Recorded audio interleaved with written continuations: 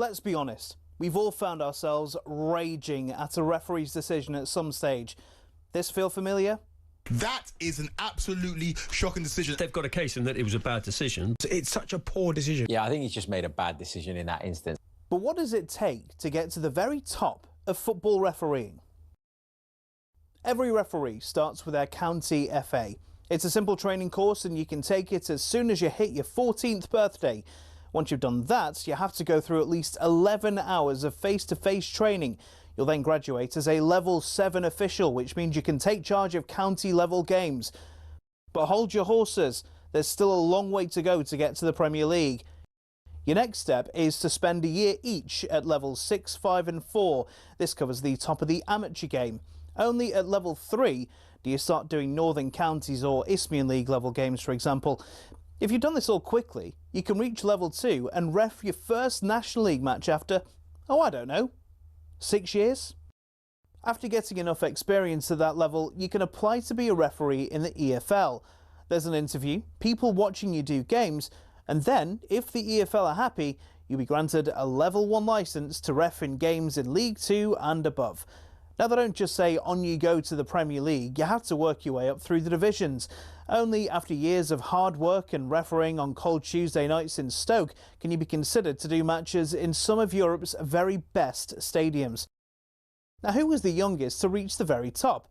It was actually Michael Oliver. He refed his first Premier League match in 2010 at the tender age of just 25. So if you want to follow in his footsteps, crack on. It'll only take you roughly a decade, thousands of hours of work and an incredibly thick skin. In total, there are 37,000 registered referees across England, but the PGMOL has only deemed 21 good enough for the top flight. That means there's not even a 1 in 1,000 chance you'll even make it in. Obviously, referees can make mistakes, but when you think about it, having a go at them is kind of like slating a brain surgeon.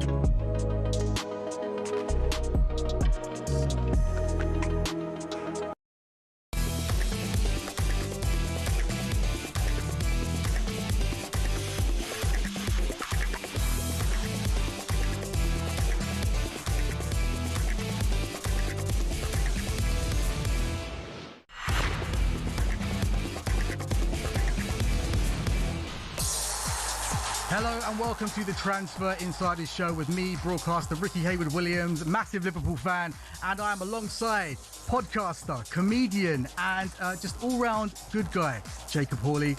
Coming up next over the next 3 hours, we'll be taking a look at Jacob's club, Arsenal.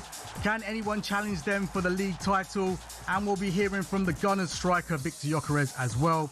We'll also be looking at Manchester City. How are they going to fare now that Rodri's on his way out? We'll also be checking in with some of the other big clubs too, including Liverpool, Newcastle, Aston Villa, and Manchester United as well. Don't forget, you can get involved. 03717 223344. We'd love to hear from you. Get involved. This is the Transfer Insiders on talkSPORT.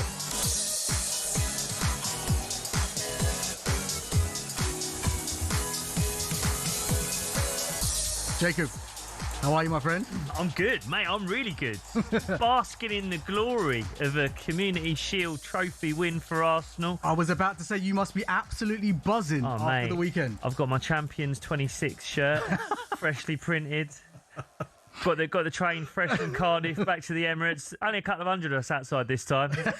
Didn't do the whole thing like last year. I thought we would all do it again. I thought we'd all be there. I mean, they were epic scenes. They were epic scenes. But beating Man City 3-0 in the Community Shield, like, you must be absolutely buzzing for the season, my friend. It's a weird one, the Community Shield. It's a trophy if you win it. If it's a friendly when you don't. But it's the performance for me. No set pieces needed. The thing they were beating you with that stick all through last season. Yeah. And you didn't need it this time around. Mate, Rickie, the mad thing is, they were kind of right too. I think Arsenal fans, if they're really honest, like we would say, we got there in the end, but it wasn't enjoyable. No one had much fun. I was walking out of that stadium. You're sort of looking at people, 1-0, 2-1. You're going, yeah, I think we're going to get there, but it doesn't feel great, does it? Like the set piece thing, it was real. And look, I think when you watch that game Sunday afternoon in Cardiff and you see Odegaard, who wasn't there much last season, Kai Havertz, who wasn't there much last season, Saka comes on at the end, Bruno Guimaraes, who I think is an incredible signing for That looks like that could be one of the signings of the season, my friend. I mean, what's so good. It sounds insane, but you look around, it feels cheap. 75 million quid for, I think, the best of the bunch in terms of all the midfielders that have moved, whether that's Fernandes, Tonali, who've gone to Spurs. Yeah. When you look at Tonali going for over 100 mil, just 100 mil, yeah. A lot of money. Yeah, it's a lot of money. Even, and look, it's early days. Elliot Anderson, was it 116 million pounds? Very careful not to do 115 million pounds, which is interesting. Interesting City don't want to be associated with that number. 116, weird little extra mil on the end. But anyway, you compare his performance for Manchester City against Bruno, who was, 50 million less, 40 million less? I just think Bruno's fantastic. So yeah, I'm very, very excited about the season ahead. And take Arsenal out of it, just as a match-going fan, I get to go again to my stadium on Friday. It's a big thing. Do you get to see Liverpool much? I do get to see Liverpool quite a lot, yeah. But I know what you mean. When you're the champions, you get to play first game of the season. It's a nice feeling knowing that you are the champions. The champions. Hey, listen. I'm 34. It's 22 years ago when we last won it. I don't really remember what it's like. I don't feel like a champion. Really? I'm not walking like I'm not swaggering like a champion. I still. It sounds ridiculous. I think it's going to take a little while for Arsenal fans to not feel like losers, to be honest with you, bro. mate. I've got a lot of Arsenal friends, and they're walking with swagger, man. They are walking with swagger. Yeah, okay. they believe this. They enjoyed the Community Shield as much as I don't know. They enjoyed the performance like yourself. But for me personally, unless your team is in the Community Shield and wins it, do we really care? Do we really care about the Community Shield? Do you care? Did you care? The thing is, we've been in it a lot because we do finish second quite a lot, and Man City tend to win both trophies when they win it. No, there's been plenty of times we've won it in the past. We haven't gone on to win the title. Obviously, I think the statistics show that actually the team who wins the Community Shield more often than not doesn't actually go on to win the title itself. Correct. I think in a summer when you've had a World Cup, look, as much as I enjoyed it, I think Erling Haaland had played about 20 minutes of pre-season football prior to that game, and he doesn't look like what he usually looks like. So you have to take it with a pinch of salt. But a win's a win, man. And I think going into this season, I'm so excited to see what Arsenal do, because even though we got over the line last year, we did have a lot of players injured. We didn't have our best players at their best. Saka didn't have his best season. Our captain Odegaard didn't have his best season.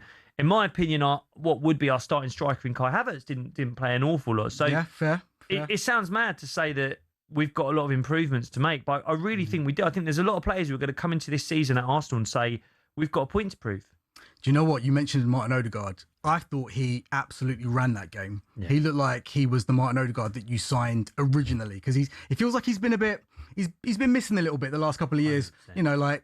There's been injuries in there, but also form has been dipped a little bit. But this felt like the Martin Odegaard of old. You must have been absolutely excited about it. And the clues were there in the World Cup as well. Do you remember when Norway dumped Brazil out? I think it was Ancelotti, Brazil manager, obviously Bruno Guimaraes, and I think it was Vinny Jr. as well, all said afterwards, they said, look, we just couldn't get near Odegaard. Yeah. And you're right, it's been 2 years of... I think there's been a lot of injuries. He had a couple of shoulder injuries from where he's gone over from tackles. He had a really bad ankle injury about 18 months ago that he doesn't seem to have shaken off. He looked skinny for a while. It's worth saying he welcomed his first child into the world 2 years ago, and that those Scandies do like a long paternity leave. So I don't know whether that came into it, but he looks good now. And for me, look, I grew up watching Arsene Wenger players, and he feels like one of them. Yeah, he does. Creative player, midfielder.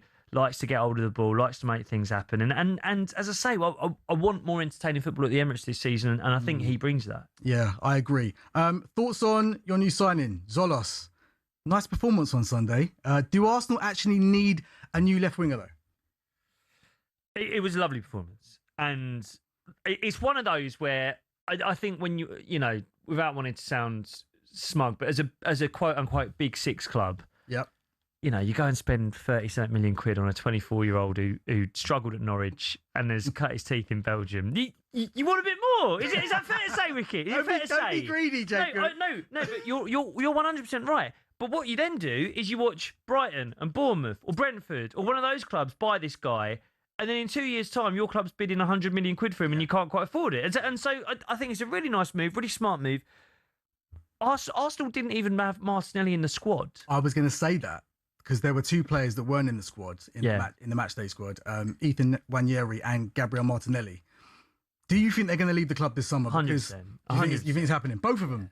Yeah. What's going on? Firstly, let's touch on Nwaneri because like a year and a half ago, he was like the next best thing coming through the ranks, and looks like he was going to burst into the first team and stake a claim and be there for a good while. Yeah. So what's gone wrong? So season before last year, I mean, he was 17 at the start of that season. He had 9 goals all competitions. The only players who've equalled that tally at the same age, Wayne Rooney, Michael Owen. So it's serious pedigree. That's crazy. Since then, he's wanted to change position. He's played midfield a bit. It hasn't gone as well. We had a loan to Marseille last year that really didn't go very well at all.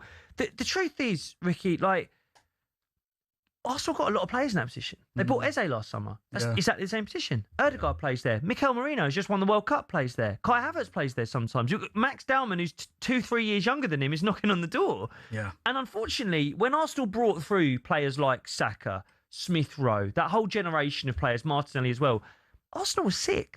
And Arsenal were playing Europa League football. Yeah. We've watched for years, Manchester City, they sold Cole Palmer to Chelsea because he couldn't get a game because De Bruyne was there. And unfortunately, when you are top of the Premier League, which I don't mind reminding people that Arsenal are, when you're just shoe on that a kick away from being the Champions League winners, unfortunately, not every player who comes through the academy is going to get into the team, even when they're that good. So it breaks my heart to see an academy player who's that good leave. Yeah. I hope we get decent money. Our record transfer sale is still Alex Oxlade-Chamberlain at 33 million quid, I think. So we've got to get proper money. That's Liverpool. It was Liverpool, yeah. And he went on to have a glistening career of about 15 appearances at your club. Won the league, though. He won the league. He won the league. Listen, mate, league. So I think they are going to have to move Ethan Nwaneri on. I think they're probably going to move Martinelli on as well. Seems that that's what they want to do. What's gone wrong with Martinelli? Because I remember a couple of seasons ago, Jurgen Klopp, who was manager of Liverpool at the time, was just waxing lyrical about him. You could tell that he wanted him. He really did want him. And he was electric. There was a season when you guys were playing just really front foot attacking football, and he was kind of at the spearhead of that. 22, 23, he got 15 Premier League goals. Yeah. It was banging form. Since then, 1 Premier League goal last year. And to be fair, he lost his place to Trossard. We bought Trossard 2.5 years ago.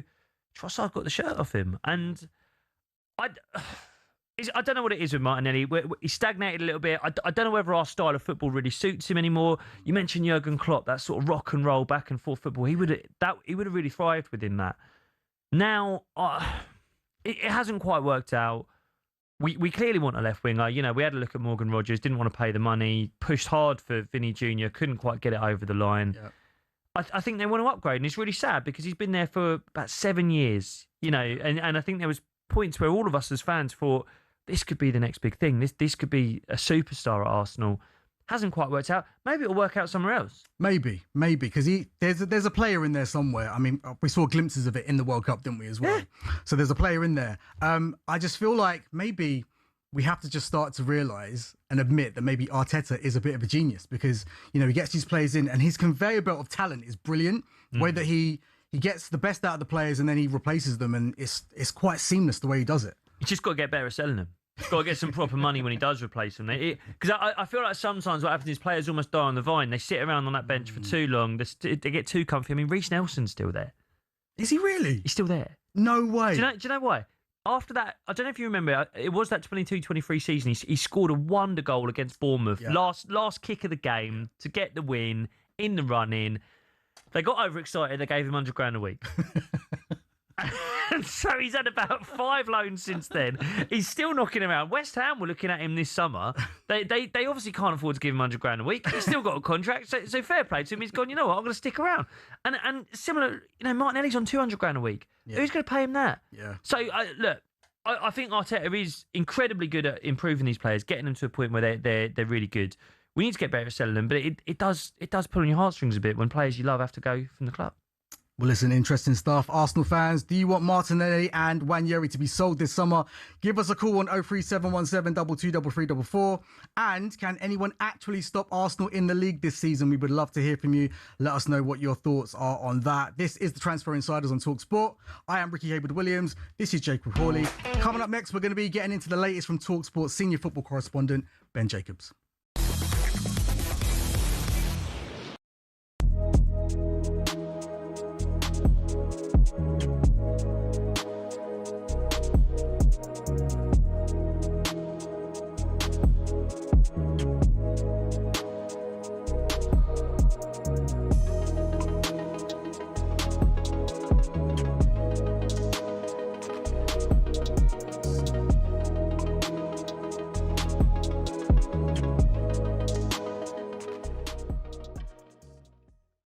I put it on silent and plane mode the whole time I was on holiday. Good lad. I did message you and you pied me. Well, I was like, it's fine. Well, I didn't get it. Fine. I didn't get the message. Yeah. Anyway, I'm back now, right? Yeah.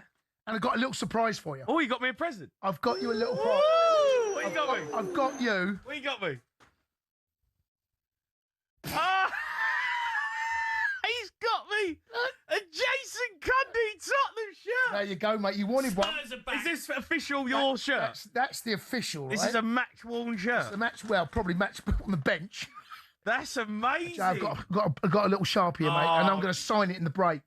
I want you to sign it. We have to come up with something. What are we going to put on it? Dear numbnuts. And that's amazing. Thank you, mate. Yeah. Oh, look at that. It's in my mum and dad's house. That's so good. There you That's go. fully fledged. This is proper Premier League. Yeah. There you go, mate. thank you, mate. That's all going right, to go see? up on the wall. I Is it? didn't get you anything. That's all right. So, sorry. I didn't think we were exchanging presents. Well, no, it's fine. You asked. You did say to me, if I find one, can I have it? And there you go, mate. You found it. Well done. Found it, matey. That's so good. There you go. Fits as well. Fits. Excellent. I love the old shirts because they're all massive. Yeah. So I can get that on. Do you want me to sign it? You're going to stick it on your wall? You're going to. Yeah. Of course I want you. When Spurs play, you might wear it, Jay. No. Yeah. What's number 26? No, I got bumped out, didn't I? Jurgen Klinsmann took me 18. Yeah, and that's Ledley King's number as well, isn't it? Literally, Cundy's the worst player to wear number 26 for Spurs.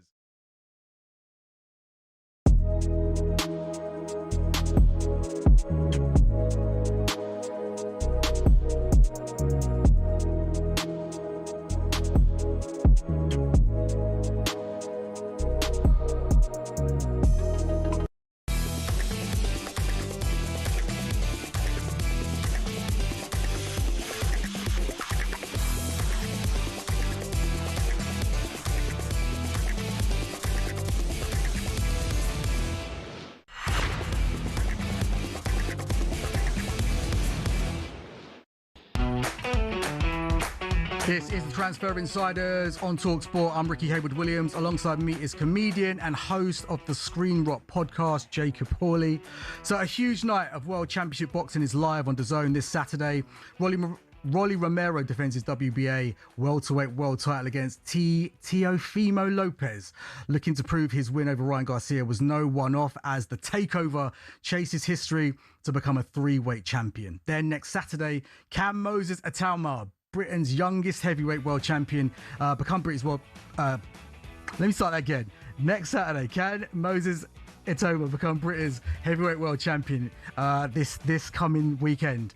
He faces his toughest opponent to date in Filip Hrgovic for the vacant IBF heavyweight world title.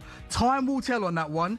Join DAZN Ultimate for 185 plus fights nights and the minimum of 12 pay-per-view views every single year, including Moses versus Hrgovic, Rolly Romero versus Teofimo Lopez, and Ryan Garcia versus Conor Benn, all included at no extra cost. Boxing update on talkSPORT with DAZN, the global home of boxing. Sign up now at dazn.com/boxing. Okay, so let's round up the latest transfer news with talkSPORT senior football correspondent Ben Jacobs. Ben, how are you doing? How you doing, Ben? Good evening, guys. How are you, sir? You okay? Yeah, busy times. Lots going on in the market. That's what we want to hear. So let's talk Man City. Rodri's gone to Barcelona. We heard that just before the show started. Tell us about that transfer. Yeah, so Rodri off to Barcelona, fee €76.5 million, 60 million fixed. The rest are add-ons, and Manchester City believe about 10 million of those add-ons are very easily achieved. So about a €70 million package, 4-year contract.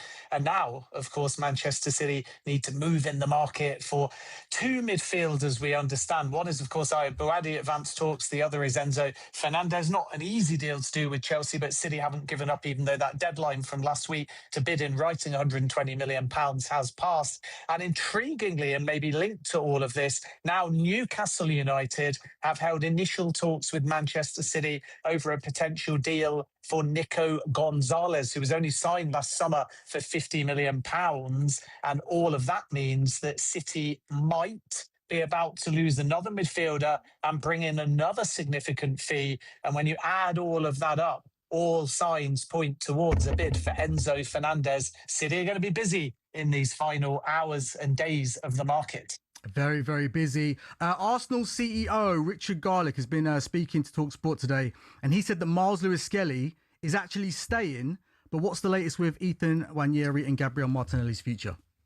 Yeah, so they were both effectively pursued by Galatasaray, but neither are keen on those moves. Martinelli could go, but it would have to be for the right kind of project for him, and likely within a Big Five league in Europe, despite the fact that Saudi have been there for quite some time, particularly Al Nassr, and more recently Galatasaray made an offer of €45 million. And in those talks, Nwaneri was discussed and Victor Osimhen was brought up, and yet I feel like Osimhen might end up staying at Galatasaray. Very expensive deal to pull off, and in addition, high wages as well. And then with Miles Lewis-Skelly, from Arsenal's perspective, he started the Champions League final. He started the Community Shield. He got an excellent assist in that game as well. And what happened, to clarify this story, according to my information, is when Arsenal were negotiating for Vinny Jr., who subsequently extended at Real Madrid, an intermediary offered Miles Lewis-Skelly around to both Manchester United and Chelsea, because that would have been pure profit on the books. And had Miles Lewis-Skelly, should something materialise, turned around and said, OK, I'm interested in a move away, then Arsenal would not have been averse to that. But Arsenal sources deny they ever directly asked Miles Lewis-Skelly to leave or directly called up another club. So it was only indirectly. And from Miles Lewis-Skelly's point of view, all signs from the player are he's Arsenal through and through, and he wants to fight for a place in this starting 11, whether in central midfield, post Bruno Guimaraes, or whether at left back. And the beauty is he's equally adept in both positions. Ben, can I just quickly ask you about the Miles Lewis-Skelly situation? As you say, it was an intermediary who was offering the idea of Miles Lewis-Skelly to clubs like Manchester United and Chelsea.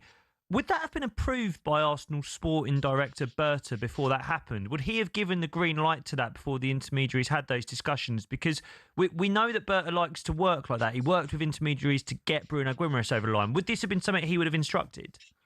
Well, it's open to discussion and it's relatively sensitive, so it's not worth speculating over too many of the ins and outs, other than to say any intermediary is never going to be rogue, but any intermediary gives you plausible deniability. So Miles Lewis-Skelly expected to stay, and Arsenal's position, therefore, never for sale. And from the club's perspectives, they're two separate clubs and they tell identical stories, which would be very strange if they're both spinning a yarn with exactly the same details when I speak to sources anyway. So you have a situation where if there was a sale, it would come out, no doubt, that Arsenal empowered an intermediary, but have plausible deniability, which is exactly the optics you want as a football club. Now it doesn't look like a sale is going to happen. Arsenal know nothing about it. Arsenal had no direct involvement. Arsenal never wanted to sell. And Lewis-Skelly has no interest in leaving. And it's that narrative, because he's staying, that everybody is sticking to. But we might well have got a slightly different story if the player had shown an appetite to leave. Interesting stuff. We'll see how that one pans out. Ben, we're going to be talking about Aston Villa later on in the show. What's the latest with Emi Martinez and Ollie Watkins as well? We're hearing some news around him. Yeah, so Ollie Watkins, I'm not sure where this has come from, because although true that Al Hilal have shown an interest in various strikers and even held talks with the camp of Harry Kane, so it's not just Ollie Watkins, my feeling is that Villa don't want to lose. Villa are only looking to keep hold of their star players now because they've already had a mass exodus. Emi Martinez is a slightly different situation because naturally with his age and the fact that Zion Suzuki is coming in, you do have a scenario where Villa would suddenly become willing sellers, but that's not the case with Watkins. Now, on the goalkeeper front, Suzuki deal is done. It was never contingent on Emi Martinez leaving. It was always about finding a number one that's young for the future. And when the PSG deal with Parma for Suzuki fell through due to a change in agent commissions, suddenly Villa were able to pounce. And they basically feel like it was better to add Suzuki now, regardless of the Emi Martinez situation. But it's going to be fascinating in these final hours and days of the window to see if anyone comes in for Emi Martinez, because the price isn't that high. It's 10 million euros fixed. Juventus didn't want to pay it. They've since signed Guillermo Vicario from Tottenham on a loan with a buy option for 8 million euros and 2 million in add-ons. And key to all of this really is how bad or how niggly is a finger injury that Martinez is prepared to play through, but Juventus felt it wasn't worth the investment in case there were any further complications there. And if ultimately Suzuki's the number one, Martinez could stay, assess his future in the winter market, get his hands sorted, or in these last few days of the window, the asking price is there. And if someone wants to offer 10 million euros, then Villa will sanction that sale. I wonder if Manchester United wished that they bought Martinez last season when they had the opportunity. Very, very By the way, for Sandy Lemons, though, remember? Yeah. Who's been outstanding. So I don't think that they'll have any regrets given how amazing Lemons has been. We were talking about Lemons before the show. Jacob, what are your thoughts on him? I just want. He had a bit of a hiccup at the World Cup, and I wonder if that follows him into the season. You've seen it with goalkeepers before. That that mentality is so important. If you have one big mistake like that, that can follow you for a while. On the Emi Martinez, Karius from Karius, he's one there. Emi Martinez, why aren't Chelsea sniffing around? That really puzzles me. I think he'd be a massive upgrade. Yeah, potentially. But time will tell. We shall see. Ben, any other deals worth mentioning? Yeah, well, we've got a few done deals. Nicholas Füllkrug has joined Werder Bremen on a season-long loan from West Ham United. Aaron Wan-Bissaka, agreement in principle to go to Aston Villa on a loan, which from West Ham's perspective, they describe as near certain obligation, but technically I think it will be written as a conditional obligation. So that one is going to be a done deal as long as they can agree the personal terms, which they're working on at the moment. And then it's probably worth noting comments made today by Diego Simeone on Julian Alvarez, who could be an Arsenal target if things align and Barcelona don't come in. And Simeone sort of said two statements that were somewhat contradictory. The first, that he's not going to be part of the opening matchday squad against Malaga. Maybe they can paint that as post-World Cup fatigue, but we all know that Alvarez would prefer to leave. And then he reiterated the club's stance is not for sale, and he used the phrase case closed, because he's been told by his owners that Alvarez is going nowhere. But of course, if the player says, I don't want to play, I'm not prepared to train, a bit like Alexander Isak did, does it give Atleti a big question to answer, or do they only have to get through a few days? And then once the window's shut, I doubt Alvarez is going to say he doesn't want to play for them anymore. So Barca could come in, players number one choice. But if Atleti turn around and say, we do need to sell, despite our public position, and we'd rather sell outside of La Liga, then suddenly the door could be open to Arsenal. And of course, Andrea Berta knows the player well and has a relationship with Atletico Madrid because he was the one that brought him there in the first place. Very, very interesting. Listen, Ben, thank you for that, my friend. Great work as always. This is the Transfer Insiders on talkSPORT. I'm Rickie Haywood-Williams alongside Jacob Hawley. We'll be taking your calls next on 03717 223344.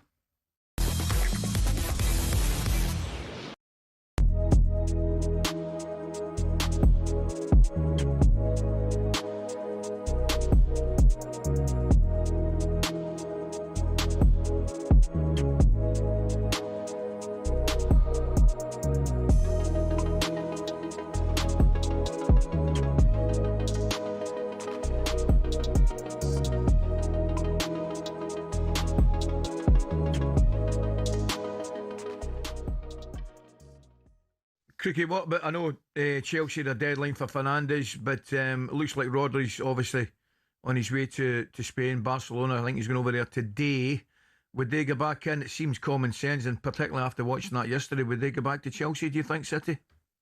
I think it's almost nailed on that they're going to chance their arm there. Rodri deal was agreed overnight, £65 million, which is always the magic number as far as Manchester City are concerned. He's agreed a 4-year deal. They're going to sell Tijani Reinders as well. Those transfer fees combined will be enough to match Chelsea's £120 million asking price for Enzo Fernandez. Now, obviously, sources telling us on Friday that the 5 o'clock deadline had passed. No written bids have been received. Therefore, Enzo Fernandez would stay a Chelsea player. I'm not convinced that was as hard a deadline as maybe it's being made out. What about Jamie Vardy, Crookie? We're reading reports that he's had an offer from Brazil.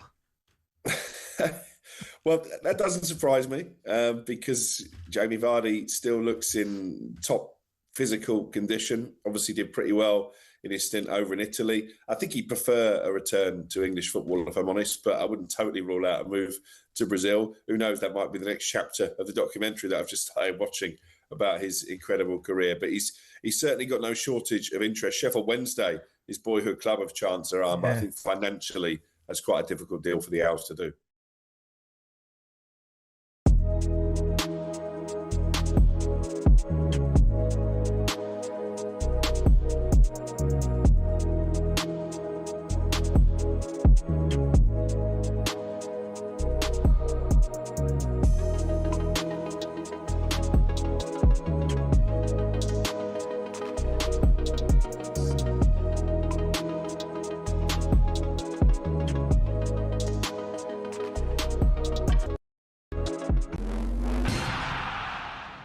Here are some of the best sledges in Ashes history. Let's start in 1933, Douglas Jardine versus Yabba. Jardine, the notorious captain of the Bodyline series. Yabba, some bloke in the stands who became so famous he now has a statue at the SCG. When Jardine was swatting away flies on the boundary one day, Yabba yelled, "Oi, Jardine, leave our flies alone. They're the only friends you've got." Next, Warne versus Strauss in the Edgbaston Cauldron 2005. Strauss shouted, "Come on boys, he's struggling here," when Warne misjudged the delivery by Ashley Giles. Warne then told Strauss, "Say one more thing to me and I'll hit the next ball for 6. Strauss obliged and Warne walloped an enormous 6 over square leg. Night-night, Straussy. Bowler Jimmy Ormond dealt a stinger to Mark Waugh, brother of Steve, in 2001 when the Aussie all-rounder told him he was nowhere near good enough to play for his country. Ormond replied, "At least I'm the best cricketer in my family." Tough. Wicketkeeper Ian Healy issued one of the great lines after Steve Waugh told Rickie Ponting to field right under the nose of Nasser Hussain. Healy remarked, "That could be anywhere within a 3-mile radius, poor Nass."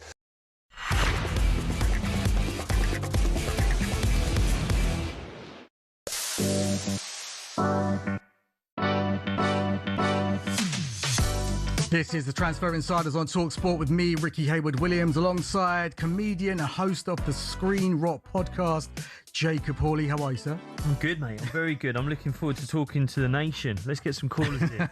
Let's have it out. We're going to be doing that. But this evening we've been talking about Arsenal's Ethan Nwaneri and Gabriel Martinelli, that they could be on their way out. So let's hear what Arsenal fans have got to say on all of this. Nathan has called on 03717 223344. Nathan, what have you got to say, my friend? Right, Nathan. Good evening, guys. Really enjoying the show. Mr. Hawley, you might remember me from a few weeks ago where I came on as an Arsenal fan, and the after our conversation about finances and Vinny Jr., it became 03717. What does Nathan even want? So it became a bit of a funny. I remember this. We played Deal or No Deal to try and work out which player you wanted to buy. Is that correct, Nathan? Well, we tried to, but you didn't know what the rules were. That's correct. We couldn't put, correct. Yeah. So this is a quick call because I concur with the feelings about Nwaneri and Martinelli being unfortunate sells, which is something I don't think Martinelli may have reached a ceiling, but actually he does a good job off the bench at the time. We remember the win from the past from Eze against Man City, etc. Yes. All those sort of things, and the really low transfer fee, in my opinion, for Trossard to 17 million seems a bit low. But we've got to take into consideration everything considered. You go 1 second, if they're willing to sell Nwaneri, and also at the moment, Martinelli, who is a player who we do play and gets lots of minutes. You go, look, 1 second. If they were to make a combined £100 million or so from that, yes. For what reason? Who are they wanting to buy? And for me as an Arsenal fan, that's very exciting because we all know the two positions we all need to buy. Striker, some people still say we haven't got one. I would concur with that. Left winger, absolutely. Saliba injury may be a concern, but we performed very well on the weekend. But if Arsenal were trying to sell players they ideally wouldn't want to sell, especially Nwaneri's talent, as you've given the statistics about his age and the goals scored, why are they trying to raise £100 million? Where's that going to go? And for me as an Arsenal fan, it's very exciting. If I wasn't an Arsenal fan, I'd be very, very fearful because that could mean an Osimhen. That could mean a Barcola. It could mean these players that actually would take us, they would move the needle. And because if we didn't want to do that, we wouldn't be selling them in the first place to raise such funds. Does that make sense? All right, Cluso. Look, you've given me your working out. I like the evidence you put there. It's almost like you've got a board behind you. You've got print offs and you've got pins and so I think you're right, Nath. I think you're right. If they're leaving Martinelli out of a squad and they've got Solis starting, there's literally no one else in that squad for the Community Shield who can play on the left wing. There's no one else in the club, right? If you're going to sell Martinelli, there's no one else in the club. For me, putting 2 and 2 together, trying to get 4, I think that means they're going to buy a left winger. Would you concur, Nath? No. I knew you'd say that. No. But it's the same as I said to you last time. Is the fact that for me, I'm so happy we didn't sign Morgan Rogers for 80 million or what he went for eventually 117. Because if we were intending to, as every news outlet, including talkSPORT, were reporting that we were going to plan on playing him on the left, we already have almost an identical player in Eberechi Eze who can't get on the pitch. 100%. So we've saved £80 million by not doing that. Yeah. I'll be very happy right now if we said the 1 and 2 swapping, alternating or whatever based upon form is Solis and Eze on the left. I'm happy with that. That's not, for me, that's not a concern. I would then look at it and go, oh, sorry, I heard the sigh. If we don't do that, then Eze won't play. I'm with you, mate. I'm with you, mate. But I don't think Arteta likes him there. You remember the Villa game last year at Villa Park where we concede that goal? It's Matty Cash running off of Eze. And you remember Eze's face? They showed a slow motion footage on Sky of Eze's face and you could. I'm not going to say the word that he was clearly mouthing, but we all know what he was saying. We know. And we didn't see him for a while, did we? And we haven't. At the Etihad, he played him there, but we haven't seen him much at left wing. Do you think that's the best way that Eze gets minutes at Arsenal? I think if you watch Eze at Crystal Palace and his best position, it would be when he receives the ball far on the touchline on the left at the halfway line, and then he, a bit like Eden Hazard, just heads towards the goal. So he does cross that left number 10 position, but he starts quite deep, which is defensively very helpful, but he then just resides it very, very wide left and then just heads inwards. If you look at think about some of the highlights we've had from him, other than Tottenham matches, him dribbling past players without extreme pace is his dribbling ability on the left. But my point is more so the fact that if you look at the plan to play Morgan Rogers there, they are very, very similar players. I agree. So I think that's a saving grace for him in terms of having minutes and being able to be effective in the team. What I then look at it and go, okay, cool. If we get rid of Martinelli and we've already lost Trossard, that leaves us currently one left winger, as you described it. But if we were to go, okay, so Morgan Rogers is a bit Eze-ish, £100 million from 2 sales, we could actually buy a number 9. Is that what you want? Alvarez. Is that what you want, Nathan? You want a number 9? I don't want a number 9 that is going to cost us £500,000 a week. I don't want that at all. I would love Alvarez. I think that would be the most perfect signing if they want to go to Barcelona. I think we'd all love Alvarez. I think all of us would love Alvarez. Listen, Nathan, you make some interesting points, my friend. Great work. Thank you very, very much. Let's move on now to Joel, the Villa fan. Joel, you there? Hello, boys. All right? How are we doing? All good, my friend. All good. What do you want to say? Listen, I'm going to be the people going to be listening. We need to bring some balance to this conversation because it is an Arsenal loving at the moment. The last caller, I nearly fell off my chair saying that Morgan Rogers was not a good signing for Arsenal. He was the signing. Trust me. He was the standout signing and you dropped the ball on it. Do you think he's going to have a good season at Chelsea, Joel? Well, I'll come on to a point of Arsenal, but the thing is that he's gone to Chelsea, and who has had a good season in the last couple of seasons? You know, whoever goes there has struggled. He's just such a good player. He's fit. He plays every single game. Yeah. I don't think he's anything like Eze. The last caller was saying he's like Eze. He's not like Eze. Look at those games against Arsenal last season, and Mikel Arteta's eyes are lit up. And if you want to be the big boys and get that title, you should have done what Chelsea did and just put the money on the table, put an arm around him and said, lovely, we want you to be our main man. And they dropped the ball. Joel, where do you think Morgan Rogers' best position is? Well, he was playing off the left, but he's versatile because we had to squeeze Emi Mendy in at the 10.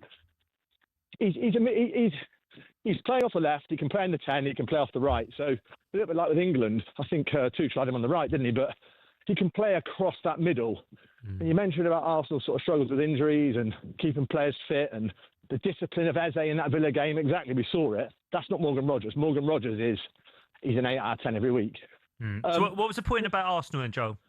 So the point about Arsenal, let's get to the chase here now, is to balance of Arteta. My issue with this is, the last caller said it as well, well, we're looking for a striker. Hang on, lads. Victor Gyökeres in last year. Kai Havertz in for the best part of 70 bags a couple of years before that.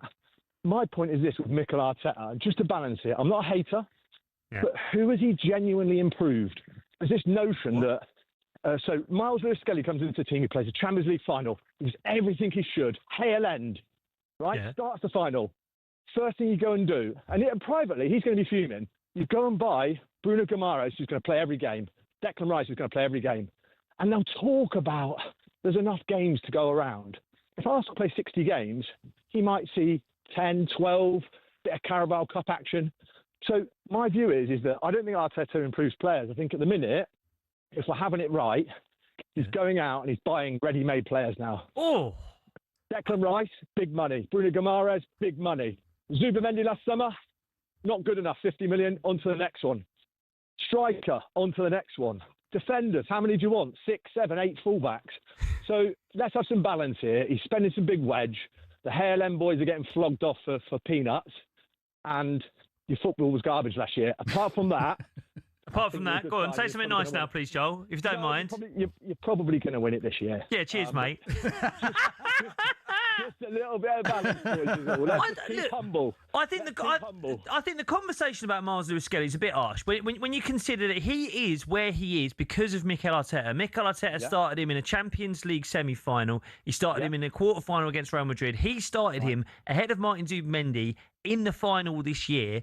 In the run-in, he binned off Zubamendi and said, it's Lewis-Skelly time. But he's only just turned 19, Joel. He's only just turned 19. Lamine Yamal and the other boys, if you're young enough, you're good enough to get in. The point with it is now, if you're Miles Lewis-Skelly and this nonsense that the club knew nothing about selling him, come on, boys. Look, here's the reality. Zubamendi was absolutely knackered because Arteta plays the lads who he likes every single game. He was knackered. Miles Lewis-Skelly coming in fresh legs. He was absolutely brilliant. I love him at Villa.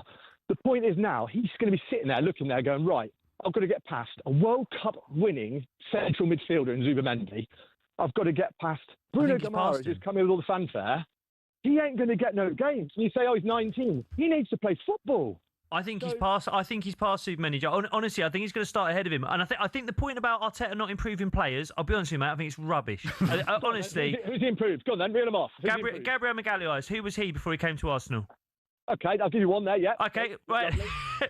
David Raya. Was David Raya the best goalkeeper in the world before he came to Arsenal? David Raya got the best back four and Declan Rice in front of him. So, yeah, he is a very, very good keeper. You don't think he's improved since coming to Arsenal? Okay, if we're talking about the volume of players you've bought, let's talk about the big end of it here. Victor Gyökeres, has he got any better?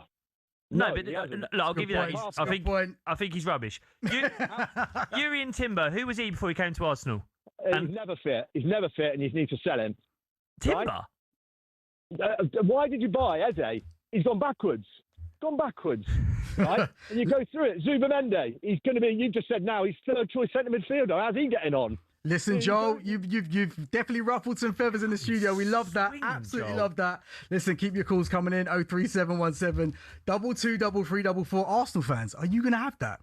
Have you got any response to Joel's take there? Mikel Arteta doesn't improve players. I think that's a pretty wild one. Harsh. That's a pretty wild one. But listen, let us know what you guys think. 03717 223344 on the phones. I'm Rickie Haywood Williams, and this is Jacob Hawley alongside me until 10 p.m. on talkSPORT. And up next, we'll be talking about Manchester City.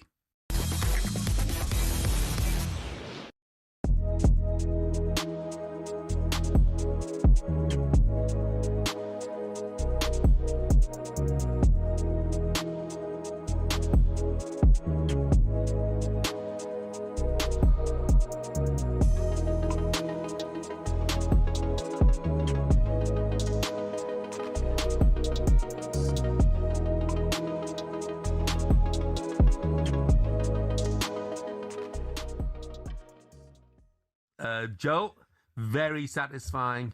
Bit of a statement. Just remember, it's only a glorified friendly. First of all, I want to say a big good morning to the talkSPORT listeners. It's a fantastic Monday morning, isn't it? It is for sure. Listen, guys, Jeff, Ali, who's going to beat us this season? You tell me. Who is going to take over in the city of London? Who? On that evidence, nobody. Nobody. Right? But Chelsea. I think Chelsea will get... I think Chelsea... Premature, Jeff. It's premature. Well, it's premature. You're saying who's going to beat us? We've won the trophy available to win. Yeah. We've done it. It's difficult for you guys not to get carried away after that. But at the same time, I wouldn't be overly worried about Manchester City's performance. Although, with the golf in that particular game, I would be slightly concerned. Ali, I have to add, it is time to get excited. It's time to get super excited because I don't think there's a time in the league where it's been more open for us to dominate. I mean, if you look at Liverpool, Areola, we don't know what he's going to do. You're talking about Alonso. We're raving about a manager. And you've seen the ins and outs of Chelsea. It's not even stable there yet. I've just seen recently that Nicholas Jackson, who's been one of their best players in the pre-season, he's in the bomb squad with Liam Delap. You turn around, you look at Man City, it's looking shaky. You look at Aston Villa. There's no point you getting me in the morning with Gabby anymore. There's no point. There's nothing to talk about. There's nothing, Gabby. I'm not going to see you again, mate. We're that far gone.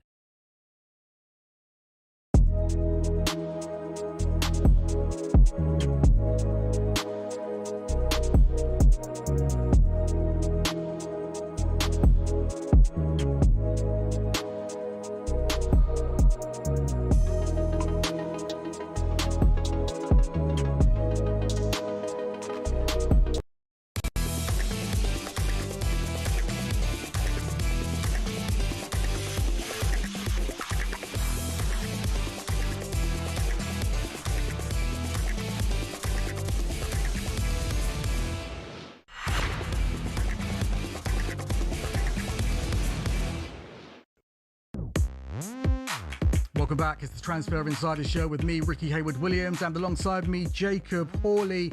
So let's carry on taking some of your calls. 03717 223344. We just had Joel, the Aston Villa fan, on saying that Mikel Arteta doesn't improve players. Absolutely wild, but I'm here for it. I love that. We love that on talkSPORT. We've got Alex, the Chelsea fan, on the line right now. Alex, do you agree with that? Yes, I do. That Villa fan deserves a drink, and I'll buy it. That was spot on. He couldn't have been any more perfect. Declan Rice was brilliant for West Ham. Yeah. Kai Havertz scored the winning goal in the Champions League final for Chelsea. Mate, be honest, you guys weren't having Havertz. You were not having him. We weren't having him, but he had potential, but he just lacked that finishing product. But Arsenal fans love him now. Arsenal fans love him. So does that not mean he's improved? If Chelsea fans didn't like him and Arsenal fans like him and Arsenal fans have won a title with him now, does that not mean he's improved? 6 months ago, I liked Enzo Fernandez. It doesn't mean he's improved over the last 6 months. If anything, he's just become more spoiled and more bratty. Okay. I agree with that. Okay. I agree with that. Well, yeah, you agree with that one. So in terms of actual projects, name a player that he's had as a project, that he's developed and turned into a world-class talent. Saka, Gabriel Magalhaes, Saliba, Odegaard. Odegaard, no. I'd have to say no with Odegaard. He was already good when he came to you. No, he wasn't. He couldn't get a game at Real Madrid. He was playing at Real Sociedad before that. Yeah, but the only difference is he's got the exposure and the eyes are on him when he's at Arsenal. Let's be real. Real Sociedad, how many people can name all 11 players on their squad? What does that mean? It doesn't matter. He's got better. Of course he's got better. He's Norway's captain. He wasn't when he was at Real Madrid. No, but that's with Odegaard. He had the eyes on him, and then he's been able to flourish with the talent he already had. He wasn't 19 and developed by Arteta. He got 15 Premier League goals that weren't penalties. That equals Frank Lampard's record. You don't think he went from Real Madrid to doing that, and that was an improvement? Are you actually trying to compare Lampard to Odegaard? I'm giving you a fact, that statistically he scored as many goals that weren't penalties in a season as Frank Lampard has ever scored. I'm not comparing them as players. I'm saying that he wasn't doing that when he was sat on Real Madrid's bench. I think he's improved. I think Gabriel Magalhaes has improved. Would you agree? I'll give you that with Gabriel. Fair enough. He's improved. William Saliba. As well. William Saliba was at San Etienne. He came to Arsenal. He's now, in my opinion, one of the best centre-backs in the world. Do you think he's improved, or is that just a case of people are looking at him now? I wouldn't say he's improved. You wouldn't say he's have also improved, so therefore he naturally should step up and improve with them. Yeah. If he doesn't improve with them, then he gets sold. What about the goalkeeper, Alex? Raya. I agree. I have to agree with what the Villa fan said. When you've got the best back four in the Premier League in front of you, you can't moan, can you? No, okay, you can't look, moan. I've got a good comparison. Yep. Chelsea's 04-05 season, when we conceded 15 goals in a season. Check, fair enough. He not only proved his point later on in his career, but that back four was Ricardo Carvalho, Paulo Ferreira, John Terry. Do you know what I mean? What's your point? Are you saying that Czech wasn't very good because he had a good defence in front of him? You're saying he was only good because he had a good defence? Well, I never said he wasn't very good. What I'm saying is when you've got a back three or a back four in front of you that is the best you can get, then ultimately the keeper's stats are going to make him look better than he probably actually is in that season. So the stats made Czech look better than he actually was? No. Czech then proved himself, let me finish, Czech then proved himself as time went on. Do you know what I mean? He's got the record for the most saves, with the most saves for the most shots on target in a career. But surely, Alex, on your logic, that doesn't make any sense. Surely that should work for that should work for David Raya as well. David Raya's got 3 Golden Gloves in the past 3 seasons. That's not an improvement, you think? You don't think he's got better as he started doing that? He's got the amount of clean sheets he's kept is because of Arsenal's defence. How many saves did he make last season? Enough? Let's look at that. I don't know. But that's my point. Let's look at how many games, how many saves he made last season. Then let's look at how many clean sheets Arsenal kept as a team last season, and then that will give you the comparison as to the defence and how good the defence was last season. There's no doubt in it. All right, you did. Alex, I'm sorry, Alex. You lost me when you said that William Saliba hasn't improved since he was 18 and he left San Etienne to come to Arsenal. I'm sorry, mate. I think we're going into madness now. Listen, Alex, thanks for your call, my friend. Let's go to Benjamin, the Arsenal fan, next. Ben, how are you, sir? I'm good, thank you. What do you want to say, my friend? Well, it's my first time on, so I just want to say thank you for having me. Oh, nice, and man, I listen regular to all the shows. Look, honestly, listening to the Chelsea and Villa fans, I'm not being disrespectful, it sounds salty, right? Because at the end of the day, as I've said to the guy just now that I spoke to when I come on the phone, how can you go from battling that machine? You're a Liverpool fan, right? I'm a Liverpool fan, yeah. Right, so you know what it takes to battle that Manchester City machine. Yep. Right, that means that the players, if they, year on year, so I watched you lot when you lot was going mad. Trent Alexander on the right, and Andy Robertson on the left. Yeah, Van Dijk and who was it? Matip, I think it was actually at centre back at the time. Matip. That team, Klopp introduced some of them players, right? When he signed Andy Robertson from Hull, there was no talk of him being a world beater. True. When he left Liverpool, we knew he was a world beater. Arsenal beat Manchester City to the title last season by hook or by crook. Yep. Right? Now, it doesn't matter whether you win the league, scoring set pieces and all these other things that people complain about, because the fact of the matter is you won the league. Winning is winning, yep. Winning is winning. So I say all of that to say, Saliba, Raya, Gabriel, the people saying, oh, your defence is great. Gabriel, when he joined us, was no one. Yep. Nobody knew who Gabriel was. Saliba, we all knew he had potential, but Mikel Arteta made the decision to send him back out on loan. Yep. Yeah? You need more game time. You need to improve. He came back. He's been a mainstay ever since.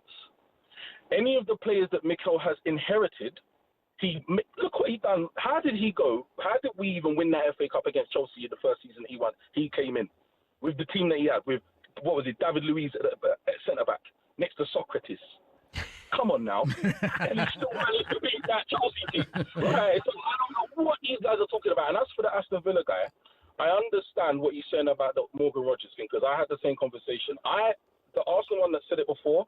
I'm glad we didn't sign Rodgers because then we don't need Eze. That doesn't, or we don't need both of them because whilst they might not be the same eidetic player in how they operate in the same area. And we saw it in England. They got in each other's way at one point for England in the World Cup. So look, I just say all of that just to say it's nice to hear all the Arsenal are still the main priority for other people and their teams and what they're doing. But the reality is Arteta is a man-to-man coach. If you ask, Guardiola pointed it out when he was at City. The best manager, so-called, in the Premier League said that for man management, Arteta is number one. Ben, it's not just the management who say that, it's the players. Listen to Arsenal players. Every single one of them, and you'll have heard them say this as well, they say it, don't they? They say he's improved me. Yep, and I don't want to speak too much on myself, but I'm close enough to know that there is impact from the coach, and he is the reason why some of them may even have lost belief last year. You know, when we had the Rocky patch? Right? But obviously, Arteta's he's been around the block long enough to know we finished second 3 times in a row. We can do this. And I'm sure that between him and the players, he spoke on, look at how far we've come. Right? Ben, I'm going to ask you, Benjamin, I'm going to ask you just quickly. I think I know what you're going to say. Will Arsenal win the league this year? I think so. I'm as an Arsenal fan, I'm very optimistic. I'm always optimistic, but I understand football is football. But I think if you look at, as everyone else keeps saying, the stability of Arsenal Football Club at this moment, I watched you lot with that stability that Klopp brought to you after Brendan Rodgers and the debacle that was. I've watched Manchester United's stability for years with Ferguson, and we've seen what happens when they don't have it. And that's why I believe that it's not just going to be this season. I believe that unless certain other big teams keep their managers and players in situ, it will be Arsenal for a few years. Great stuff, Benjamin. Thank you, my bro. Arsenal fan Benjamin there. Strong reviews, sticking up for his club. Love that. Let's go to James on the line. James, you there? Yeah, I'm here, mate. How are you, sir? You okay? Right, James. I'm very well. Thank you, gents. Yeah, I mean, to be fair, I think the last caller, Ben, kind of hit the nail on the head with it all. Really, there's a lot of jealous fans out there at the minute from a lot of clubs. And I get it. A lot of Arsenal fans are quite annoying at times, and we're probably the worst fan base, which I have to say that is true. But it is what it is. Like, there's so much jealousy around our club. It's unreal. Like, for you to say that Arteta hasn't been influential in improving players and stuff like that, and naming Declan Rice was good before. Yeah, Declan Rice was good before, but he's even better now. Yeah. I think he is, James. You know what I mean? And he would say it himself. As I was just saying to Benjamin, Declan Rice has done countless interviews where he said it was basically like relearning football, learning to play under Mikel Arteta. The other thing you see with all these players, and especially players like William Saliba, who I think could play for anyone. For me, he's Arsenal's best player because I think he could play for any team in the world. But what does he do, James? Saliba's unreal, mate. He's unreal. Like, but he signs contracts at Arsenal. He signed a contract at Arsenal last year before we won anything because he committed his future to a manager who he felt improved him. You only need to listen to Arsenal's players to hear the impact of Arteta. James, thanks for your call, my friend. Great work, my friend. Keep your calls coming in, guys. 03717 223344. Are rival fans jealous of Arsenal? Let us know what you guys think. I'm Rickie Haywood Williams. The Screen Rot podcast. Jacob Hawley is alongside me until 10 p.m. on talkSPORT. Up next, we're going to be talking about Man City.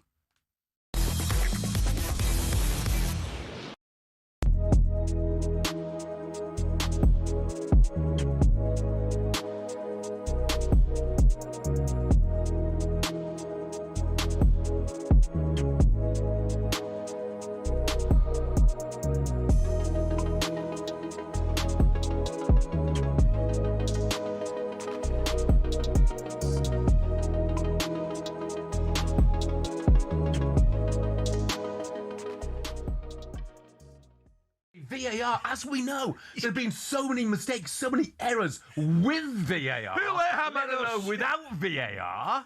The fact of the matter is, getting back to your point, you can't so many more decisions right than wrong. But you cannot have VAR for no matter what game it is within the same tournament. You can't have it for one game and not have it for others. Right. It's as simple as that. EFL fans, okay.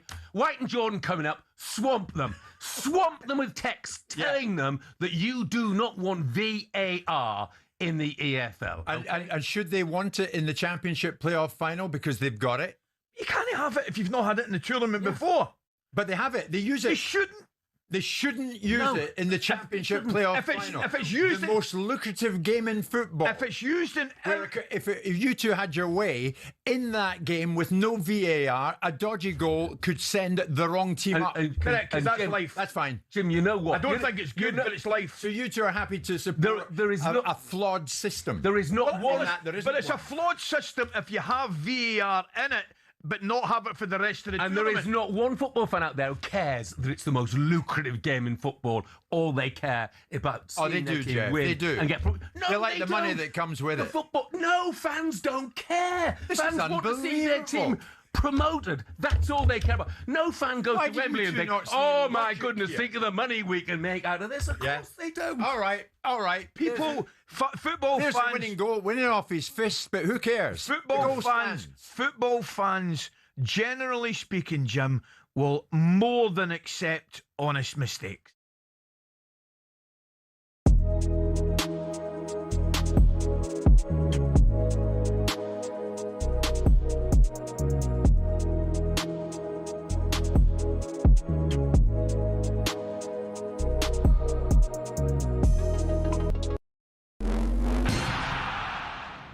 Shin pads are a footballer's best friend, even if players like Jack Grealish do wear such small ones you can barely even see them. But what's the story with shin pads, and are there any rules on how big they should be? It all started with cricket, actually. Cricketers had been wearing shin pads since the 1700s. They'd been introduced not for leg protection, but instead to give batters a strategic advantage. The idea was that batters could put their leg pads in front of the wicket if they missed the ball, preventing them from being bowled out. Obviously, that all changed when the LBW rule came in, but that was the theory behind them. It was thanks to this guy that shin protection made its way over to football. Meet Samuel Widdowson. He was a cricketer and a footballer. He played for Nottingham Forest back in the late 1800s, and he wanted a way to protect his legs from nasty tackles. Apparently, he'd broken his leg in a match against Sheffield United in 1874 and wanted to stop it from happening again. Naturally, his mind drifted to his other favourite sport, where players had been wearing these pads. Story goes, Widdowson cut up his cricket pads, sewed them into his socks and popped them on before taking to the footy pitch. Ta-da! Shin pads. Like all great genius inventors, everyone took the mickey at first. To be fair, he probably looked quite stupid running around with these on. But it's thought his whole Nottingham Forest team then began wearing them from 1887, and the first known use of them in a match was in 1894, in a match between Newcastle and the then Woolwich Arsenal. Eventually, FIFA clocked on that this protection was pretty important for footballers. Multiple studies have shown wearing shin pads clearly reduces the risk of players getting lower leg injuries. And so in 1990, basically 100 years after Widdowson first put them on, shin pads were made compulsory. It became a part of Law 4 of IFAB. That's the body responsible for setting the laws of the game internationally. But the law doesn't actually specify anything about measurements of shin pads. It just says pads must be made of a suitable material and be of an appropriate size to provide reasonable protection. It's really vague, and players can get away with a lot. A lot of grassroots clubs are choosing to ban micro shin pads for obvious reasons though, especially after a 15-year-old player from Penistone Church broke his leg while wearing them. Still no change from IFAB though. That's why Grealish and co can still get away with these ones, which are no bigger than a credit card and which seem to offer little to no protection whatsoever.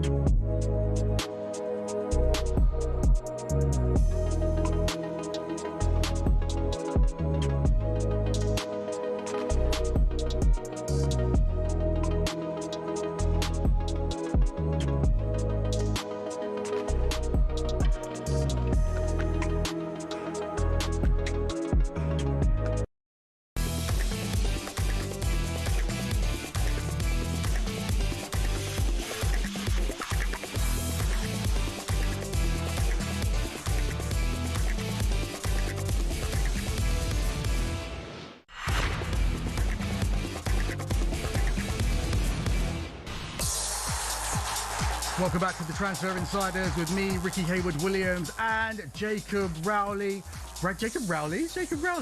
Jacob Hawley. Screen Rock podcast extraordinaire and comedian. Bro, how you feeling? Yeah, well, after that heated discussion earlier. Mate, the callers are coming in swinging tonight. They're coming in swinging. There's anger. There's bitterness. You've been ducking and diving, though. You've been giving as good as you get. I like that. Oh, man. But this is the thing. And you'd have felt this as a Liverpool fan. When you're at the top, people come for you hard. You're there to be shot at, man. You're there to be shot at. And look, it's a privilege of being at the top of the game. But I think Arsenal are going to see this season as well on the pitch. And teams are going to turn up, players are going to turn up, and they're going to want that scalp. They're going to want that win, that 3 points. That's how you make a name for yourself, is by beating the best. And so they're coming in the calls. They come on the pitch as well. But I think as Arsenal will hopefully be, I'm ready to take them all on.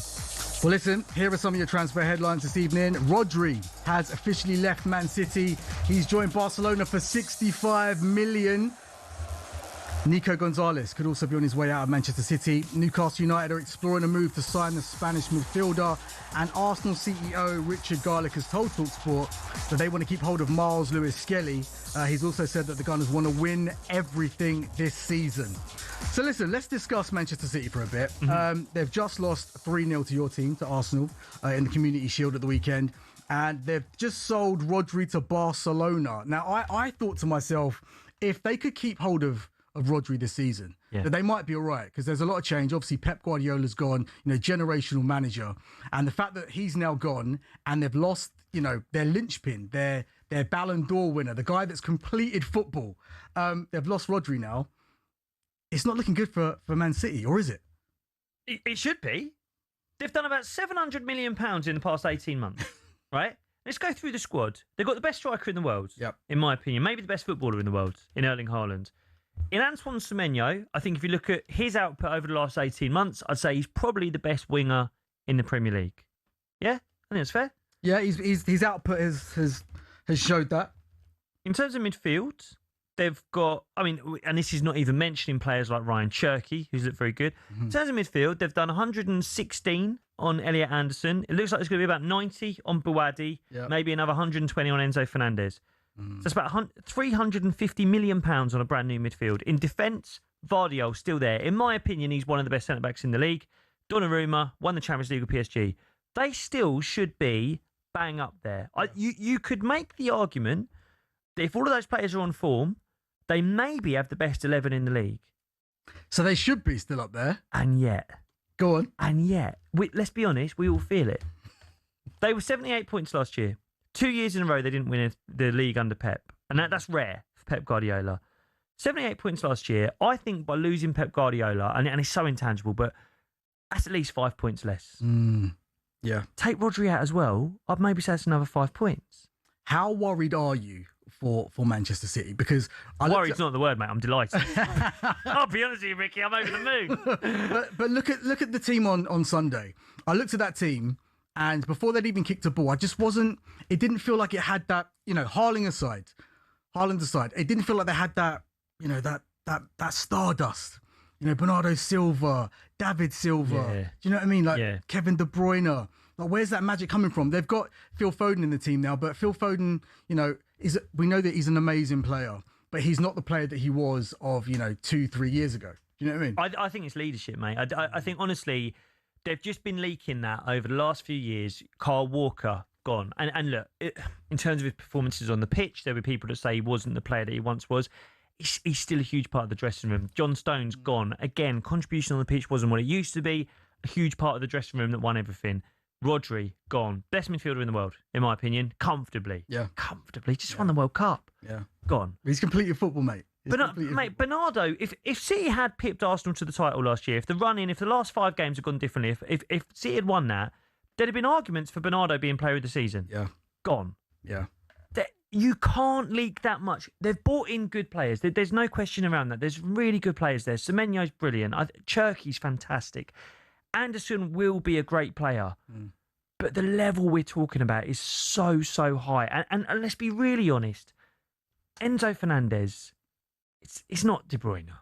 He's not that level. He's not, is he? Come on. He's not that level of player. He's not. He's definitely not. Different kettle of fish. And the manager, Enzo Maresca, and I say this, look, there's Chelsea fans who will have their opinion of Enzo Maresca. I read a bit of what Leicester fans say about him. Even though he won the championship with Leicester, they were saying it back then. He's very rigid. He's got one way of playing. He wants to play that kind of football. He doesn't move away from it. My personal opinion, I think they'll do about 12 to 18 months of Maresca. I think he's keeping the seat warm for Vincent Kompany. I think as soon as Kompany's done at Bayern Munich... That's a really good shout. Very similar to how Emery did it, about 18 months at Arsenal before Arteta came in. And I think if Arteta had followed Wenger, I don't think it would have worked. I think you can't... Whoever comes in after that guy, who's been the legacy manager for a long time, it's almost like taking a bullet. Yeah. You never want to be the guy after the guy. Exactly. You don't want to be that. So I think Kompany will come back. I think in the meantime... there's just so many new players you've got to integrate as well. But we say that about never wanting to be the guy after, like a seminal manager. Pellegrini did it. Pellegrini won. Mancini won. So the tools are there for Maresca to go on and to keep this legacy going. I think the landscape of the Premier League has changed now, though. How so? I think it, like, week to week, it's just so much harder. There's just no easy games now. You have to go away to Brentford. It's really hard. Yeah. Sunderland. It's really hard. Bournemouth. It's really hard. It is much tougher than it used to be. There's a reason. I think there's like 9 teams from the Premier League that are in Europe this year. and you can bet anything you want that whichever English team are in the Conference League this year, I think it's Brighton, they'll probably win it. There'll probably be an English team that wins the Europa League. Yeah. It is just so strong now. The level of coaching in the league is so strong. For Enzo Maresca to come in and win enough games to catch Arsenal at City, I don't see it happening. And I think, honestly, City will finish behind Liverpool. Okay, fair. I'm not just saying this to be kind to What sort of position are we talking? Because Liverpool is very much the unknown entity at the moment as well, because obviously Andoni Iraola, obviously we know that he did well at Bournemouth, but it's a big step. I rate him higher than Maresca, Iraola. I really do. I don't think you could put Maresca at Bournemouth and he would do what Iraola did. So I think Liverpool will finish ahead of City. I also think Chelsea, with 1 game a week, with Xabi Alonso, with that front 3, I think they finish ahead of City. I've got City 4th. Really? It sounds mad, it does sound mad, just because of the last 10 years or so. A team's going to be scared going to the Etihad this year. Is it going to have that? Because honestly, I think when City were at their peak, when they were winning a treble, when they were at their absolute best under Guardiola, honestly, I think teams would go to the Etihad, concede a goal, and basically throw the towel in. Yeah. I think they'd look at the week after, they go, I'm not pulling a hamstring here because we're going to lose anyway. But I think that's gone. Right, I think that's gone. But listen, you've still got absolute winners in that team. Like you said, we've still got Haaland. We've still got, Semenyo. You've got these players they've gone there to win. Is Semenyo an absolute winner? He's a great player. I'd love to have him at Arsenal. Is he an absolute winner? Oh, that's fair. Okay, Donnarumma. Donnarumma's like a Champions League winning goalkeeper. You need those characters. I know what you mean about his character. I don't think Donnarumma has been a great signing for City. I really don't. I don't think he suits the way they want to play in terms of playing out from the back. And there's already conversations they're going to have to buy a defender or work out that defence who can come and receive the ball off him because he can't do it. I mean, in the Community Shield, I think you can make the argument that he could have saved all 3 of those shots. I'm being honest with you, Ricky. I really... And City fans will tell you this, by the way. They're not sold on him. I think it's Haaland and then a lot of other players who are very good, but they're not world class, in my opinion. Vardiol, maybe. But the rest of them, I don't know. Jeremy Doku? You're not having him? I can't say I'm not having him, because he probably is the best left winger in the league right now. But it's a different league. This isn't a league with Heung-min Son, with Sadio Mane, with that level of player in it. What did he get? 7 goals last year? 4 the year before? Yeah, his output in terms of goals hasn't been incredible. He's a great player to watch. But last year, it felt like he was coming into his own, towards the end of the season. He definitely improved. He definitely improved. Yeah. So is he as good as a Riyad Mahrez, who they had before? No way. It's level. You see what I'm saying? Yeah. So has Maresca bitten off more than he can chew then? Because obviously, we can't prove it, but it did kind of feel like he maybe decided to, get out of the Chelsea situation. Oh, he absolutely did. Listen. You only need to read the statement Chelsea put on their website. No one needs to prove anything. The way they spoke about Maresca's departure, he absolutely wanted to get out of there to take the City job, and I think you have to, right? Yeah. When a club like Manchester City come knocking, you have to take it. Especially he'd worked there before. He knows a lot of the players. Yeah. I just look, following Pep Guardiola is impossible. He in my opinion, and there'll be Manchester United fans listening, throwing their radios at the wall, right? But I think he's the best ever, Pep Guardiola. I think he changed football. Yeah, arguably. I think this is a tough season, and there'll be City fans listening who might say, you know what? There's a lot of other teams who are in transition. Liverpool have got a new manager. Chelsea have got a new manager. Arsenal have never gone back to back in their history. They've never gone back to back in the Premier League. They might look at this and go, no, we've got a good chance here. Foden can find his form. Haaland is nailed on to be the Golden Boot winner. Vardyol's back, and that's a huge miss for them last season. Maybe they're improved, but I don't know, mate. I look at City in their situation, and with Pep leaving, and just the way that the squad feels like it's, like I said earlier, it feels like it's lost that stardust. It feels a little bit like when Fergie left Manchester United. Like 100%. Do you know what I mean? Yeah. Like they had that legacy, they had that kind of dynasty of years at the top.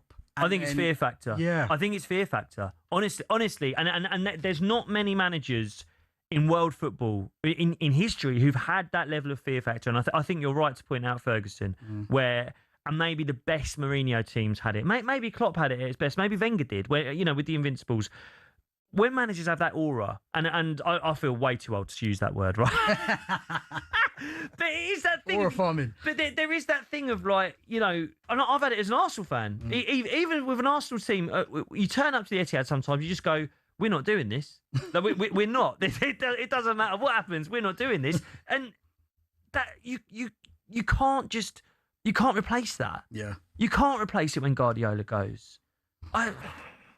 Where do you see them finishing, Ricky? I think they're going to finish in the top four. I do think they'll finish top four. Yeah, but come on, we're talking about Manchester City. We're talking about the most expensively assembled squad in the world. I just think when the push comes to shove, Haaland will kick into gear, Doku will kick into gear. Right, they still have really good players. They do. It's a shadow of its former self in terms of the squad, but I do feel like they've got enough to get them over the line and not to kind of like completely fall off. I'll put you on the spot. You're a Liverpool fan. Yeah. Who finishes higher, Liverpool or Manchester City? I think Liverpool finish higher. I agree with you, mate.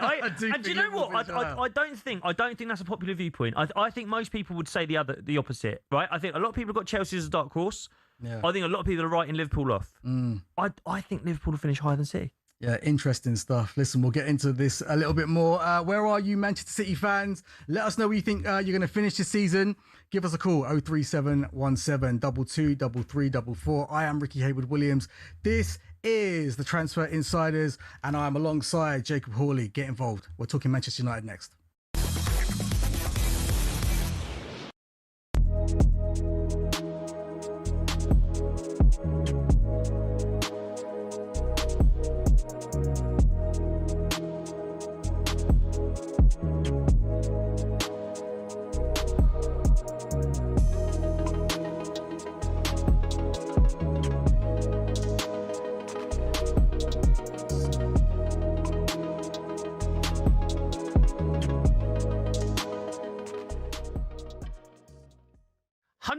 Mo's phoned us up, Liverpool fan. Right, Mo? 100% coward. Where you been?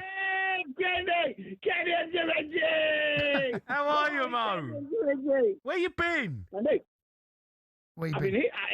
Hey, I've been busy. Oh, of course you have. Where you been? What you been up to? It's like you, Jimmy G. Where have you been? You've not been here for a while. And neither has Candy. I mean, Candy's been trying to get his hair like growing, but he's looking quite smart, Candy. Yeah, it's come back, Candy. mate.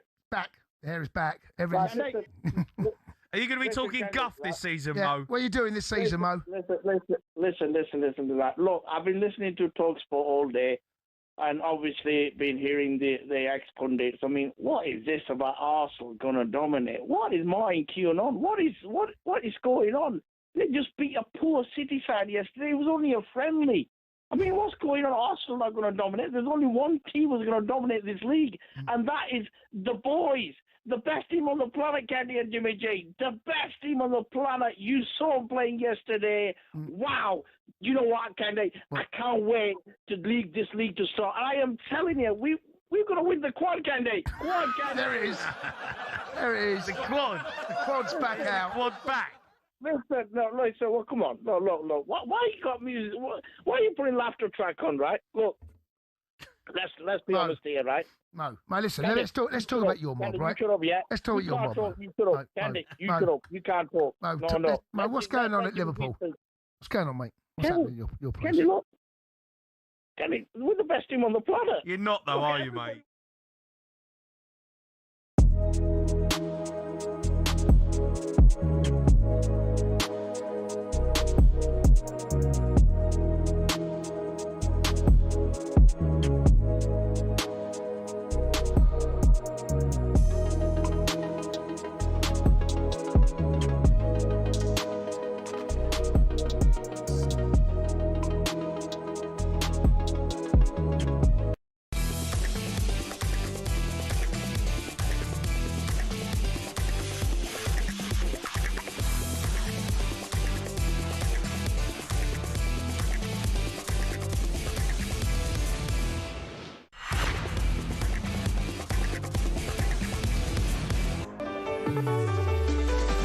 Welcome back. It's the Transfer Insiders with me, Rickie Haywood Williams, and Jacob Hawley. So we've got the Guardian's Manchester correspondent on the line, Jamie Jackson. Jamie, how are you, sir? I'm very well, thank you. You two gents okay? Yeah, really good, thanks, mate. Really, really good. So let's talk about Manchester United's transfer business. They've brought in Andre Santos and Yuri Tielemans, but is that going to be enough, bro? Well, my characterisation of those two signings, good players, but overall, as a window, so far underwhelming. And I think you could find many Manchester United fans who'd be slightly more, let's say, extreme, vitriolic, upset about it.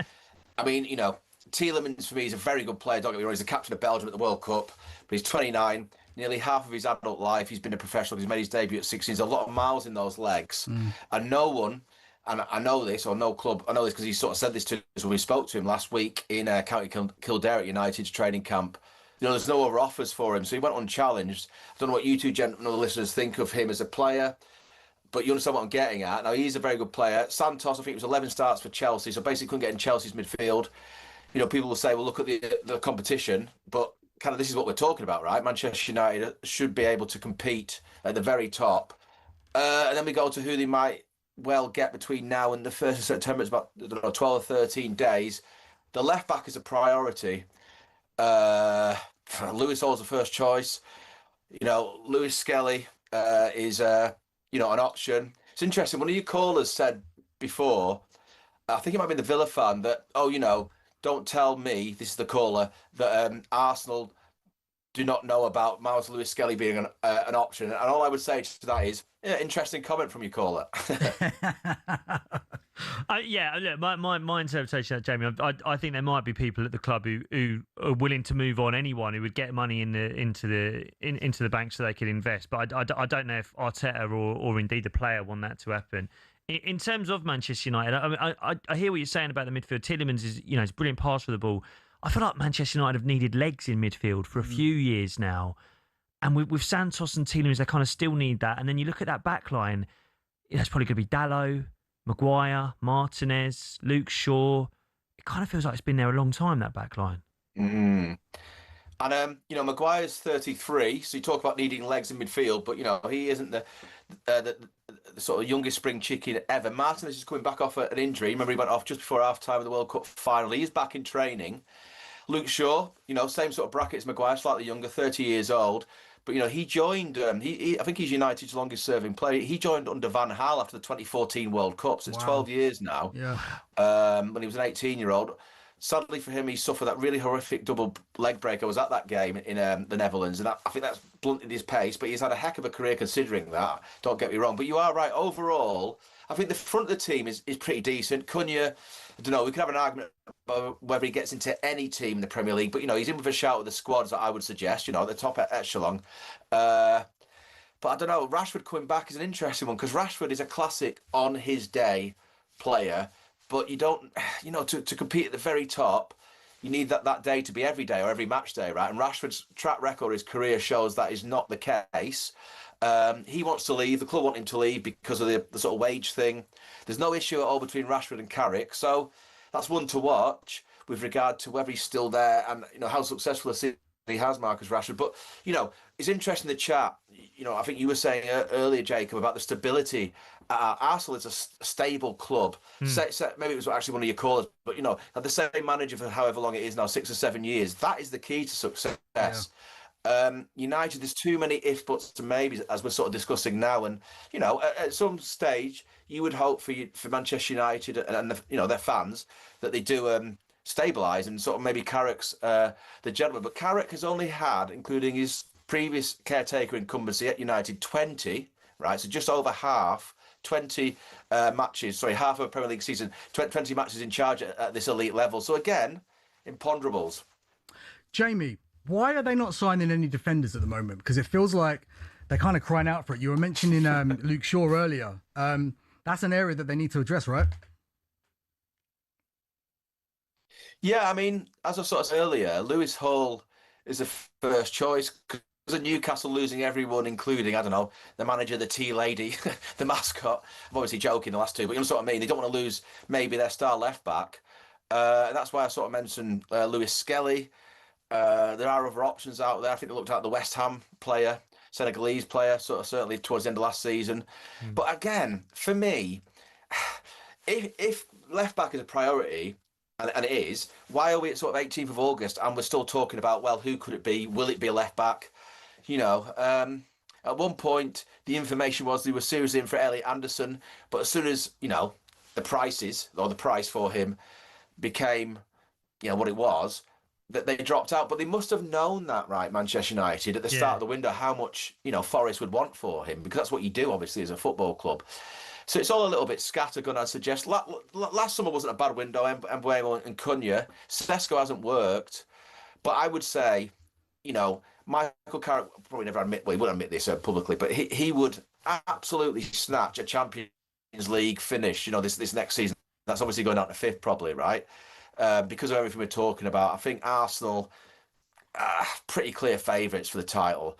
And then after that, is it City? I'm not so sure. Is it Chelsea? I'm not so sure. So, so United do have a chance of top 4 or 5, but, the other clubs I'm talking about, and also Spurs, and we all know what happened with them last season. They spent 100 million on one transfer, if not this window, in previous windows. So that's another sort of barometer of kind of where United are at. Jamie, you mentioned Sesko. Did you actually think that he has been underwhelming? Do you think that signing hasn't worked? Underwhelming, I'll definitely sort of say. I don't know about if it hasn't worked, because he did score a few. But again, it's a little bit like Gyökeres at Arsenal. Now, although it's slightly different because, I think he actually helped Arsenal win the title. But Sesko's coming into a different setup where, every player who comes in has to make an impact because they haven't got the quality stroke depth of squad.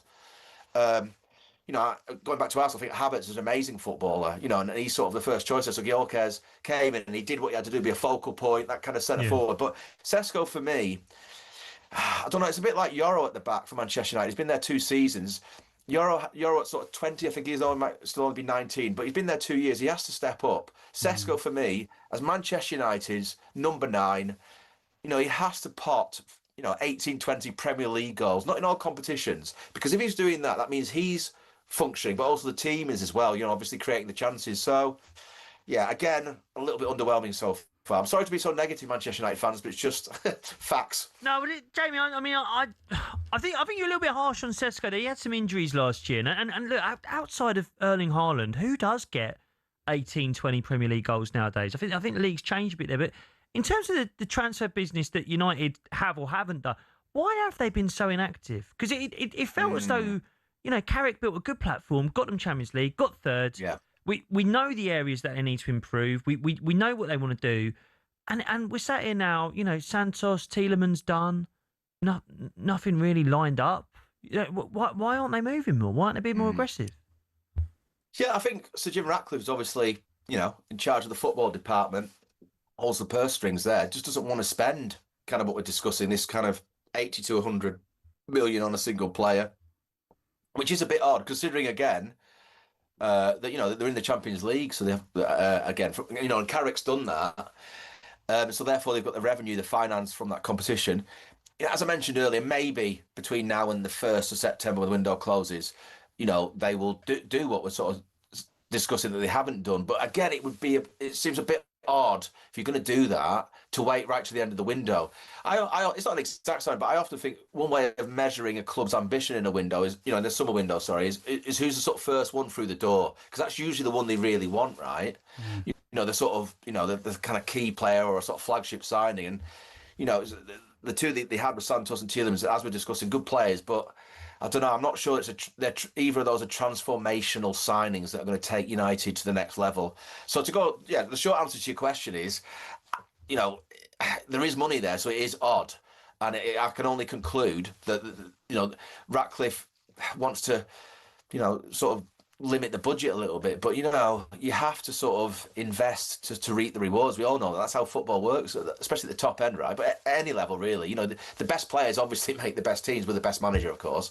And United have got, I don't know, 2 or 3. But again, how many of United's first 11, maybe Bruno Fernandes, get into, I don't know, and you probably say no, Jacob, but Arsenal's team or City's, you know what I mean? The sort of the real beasts of the Premier League.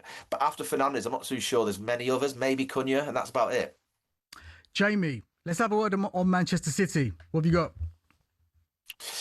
Well, this Rodri thing, I think, is, I don't want to be too negative again. I think it's basically, it's absolutely brilliant if you're Arsenal, right? Because I thought, or I certainly said, that if Rodri had stayed, I would have made, I thought City would win it, because I think he's that good and that important, and he would bring the sort of leadership and the kind of direction and edge that Maresca kind of would need in the dressing room. Now, he's obviously trying to get this a little bit, what I just discussed there with Fernandes, who everybody knows from Chelsea, but he's not the same. Not only is he not the same type of player, he's just not the same level. I mean, Rodri is a complete one-off. Big statement coming up. I think he's actually the best midfielder of the Premier League era. I just think he's unbelievable. Wow. World Cup player of the tournament, European Championship player of the tournament, scores the winner in the Champions League final, Ballon d'Or winner, might win it again. Remember that run when he was in City's team? And they didn't lose for 70-odd games. Yeah. Sadly for him, he gets his ACL and kind of the bottom falls out of Manchester City 2 seasons ago. Comes back into the team and, they win the 2 cups last season.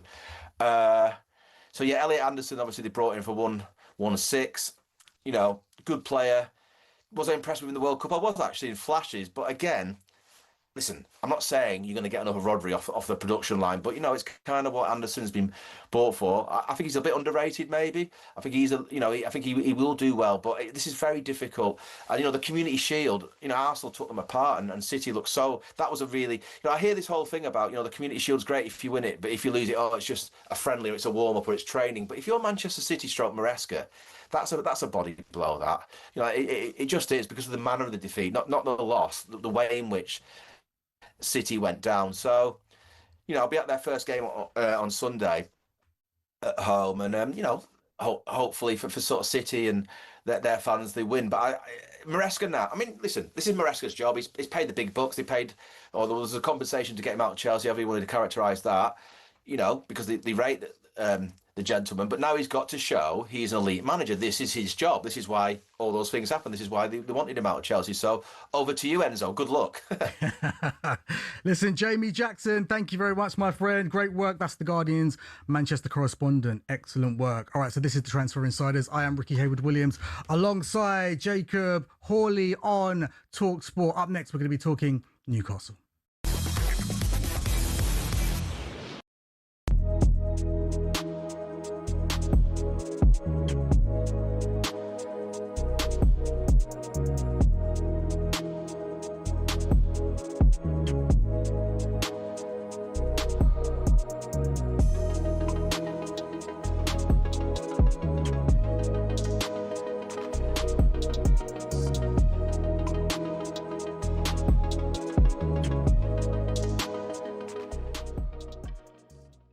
In the traditional thought process of who's going to challenge Arsenal, they're all in a form of transition. They're all in. Liverpool have got to rebuild. So you telling me Arsenal will win it again? Well, you would think that there's a distinct possibility, as Martin rightly says. Nothing is easy, and neither should it be, and neither should we hope it is. Sure. Right.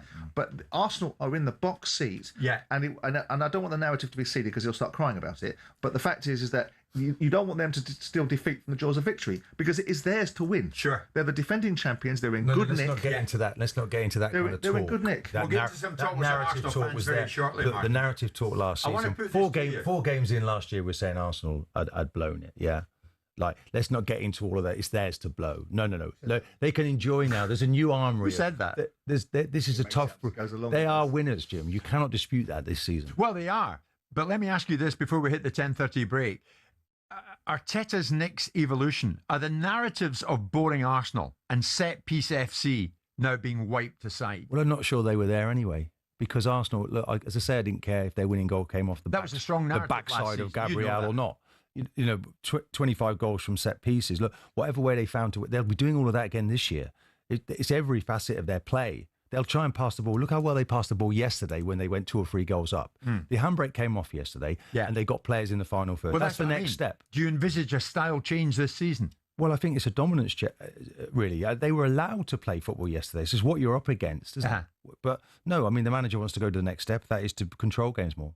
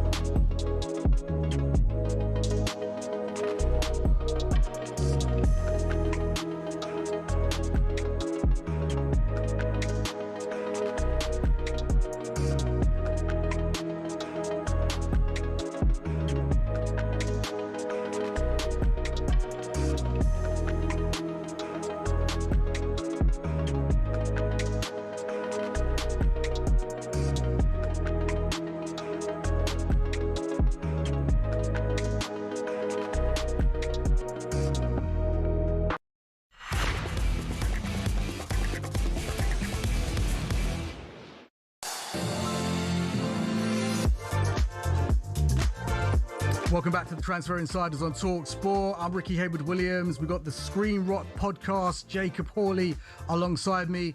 So let's talk about Newcastle United now. A summer of change for them. Eddie Howe, Anthony Gordon, Bruno Guimaraes, all gone.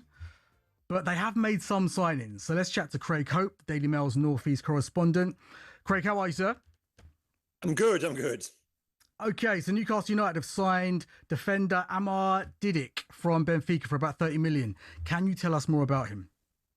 Not really. I've seen him play once, and that was at St James's Park last season when he was part of a Benfica side comprehensively beaten by Newcastle in the Champions League. Anthony Gordon, Newcastle's left winger, was man of the match that night up against Dedic, and he only lasted an hour before he was taken off. So it's limited exposure.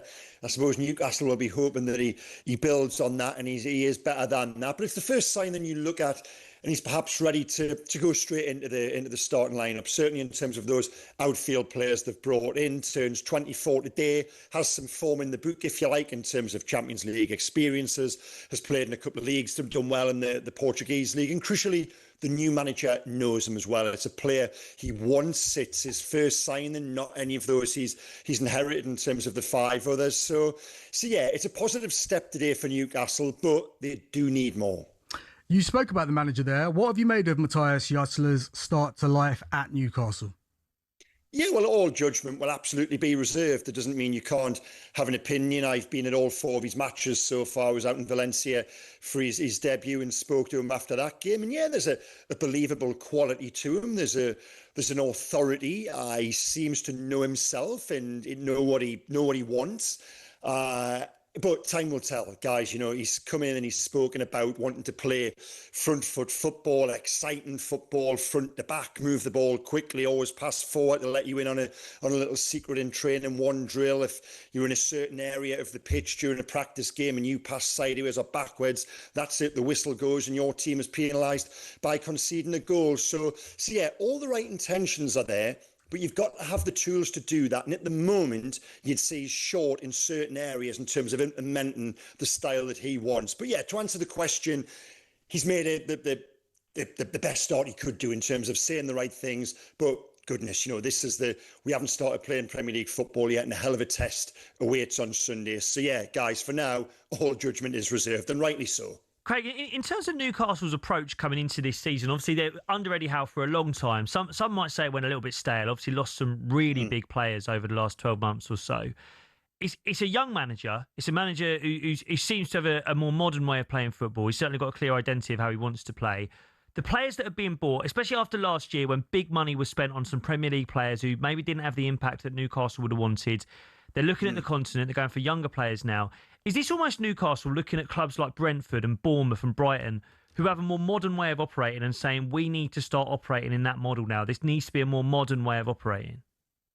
Yeah, absolutely. There's definitely an element of that. And during my own conversations with those on the inside, the likes of Brentford, Bournemouth and Brighton have absolutely been cited in terms of examples. But that's all very well in the long term. And I get that. To beat PSR, you've almost got to buy low and sell high and then bring in better and build as you go. But don't think Newcastle didn't do this originally. You know, we look back at their recruitment. Everybody thinks this is something new, and I suppose compared to last summer, absolutely it is, when there was largely £250 million misspent with the absence of a sporting director and no chief executive. Last summer was a disaster, really, and we're still seeing and feeling the legacy of that now. But before that, to be fair to the guys who were there, you know, Amanda Stavely, Murdoch, Ducey, Eddie Howe, Andy Howe, Steve Nixon, all part of that recruitment team. Alexander Isak was bought for £63 million, relatively under the radar, sold for double. Bruno Guimaraes, Sven Botman, Anthony Gordon, Kieran Trippier, Nick Pope, you know, recruitment-wise, they absolutely smashed it out of the park until last summer. Now, last summer was so damaging in terms of the protracted saga of Alexander Isak going and, you know, all the optics around that. And as soon as Isak went, as soon as that first domino fell and he wasn't replaced with better or anywhere really close to his level, that's what we're seeing now. That's what played out last season, finishing 12th in the league and subsequently this summer failing to attract their top targets. They've got a real problem at the moment, and perhaps almost by necessity, they've had to buy those 18, 19, 20-year-olds you're talking about, because those are the only players who are actually willing to come in that immediacy of early summer. They still have this year missed out on those top targets. Craig, I know it's hard to say, but a lot of people are saying they are quite worried for Newcastle this season. And some people might think, you know, that they might even be in a relegation battle. What do you think about that? Yeah, I think it's a justifiable debate and conversation to have now. You never really do know until the season kicks off. But what is more stark, guys, and what is more striking is the fact that you've asked me that question and I haven't answered by absolutely shutting it down. And that it is, you know, the R word is part of the debate up here on Tyneside. And how, you know, would you ever have thought we'd be considering that just 18 months ago when they won the first domestic trophy in 70 years, the Carabao Cup at Wembley, with a team including Guimaraes, Isak, Tonali, Gordon. Everybody spoke that day about that being the start of something. I suspected it might just be the end, because this idea that a Saudi super club was ready to take off never really quite tallied with reality. It was always something of an illusion, you know, that brilliant coaching and work of Eddie Howe on the inside, coupled with that recruitment, which I've already spoken about. The club itself, guys, if you talk about the actual business operation, had not really gone with the playing side. Now, there's two reasons for that. One is absolutely it's hamstrung by PSR, but two, PSR exists and you've got to be better at finding ways around that. And that is where the club, for me, has let down the playing side. They haven't actually gone with them to build on that platform. And I'll say something here now. Newcastle have got the 2030 vision in terms of being one of the best teams in the world.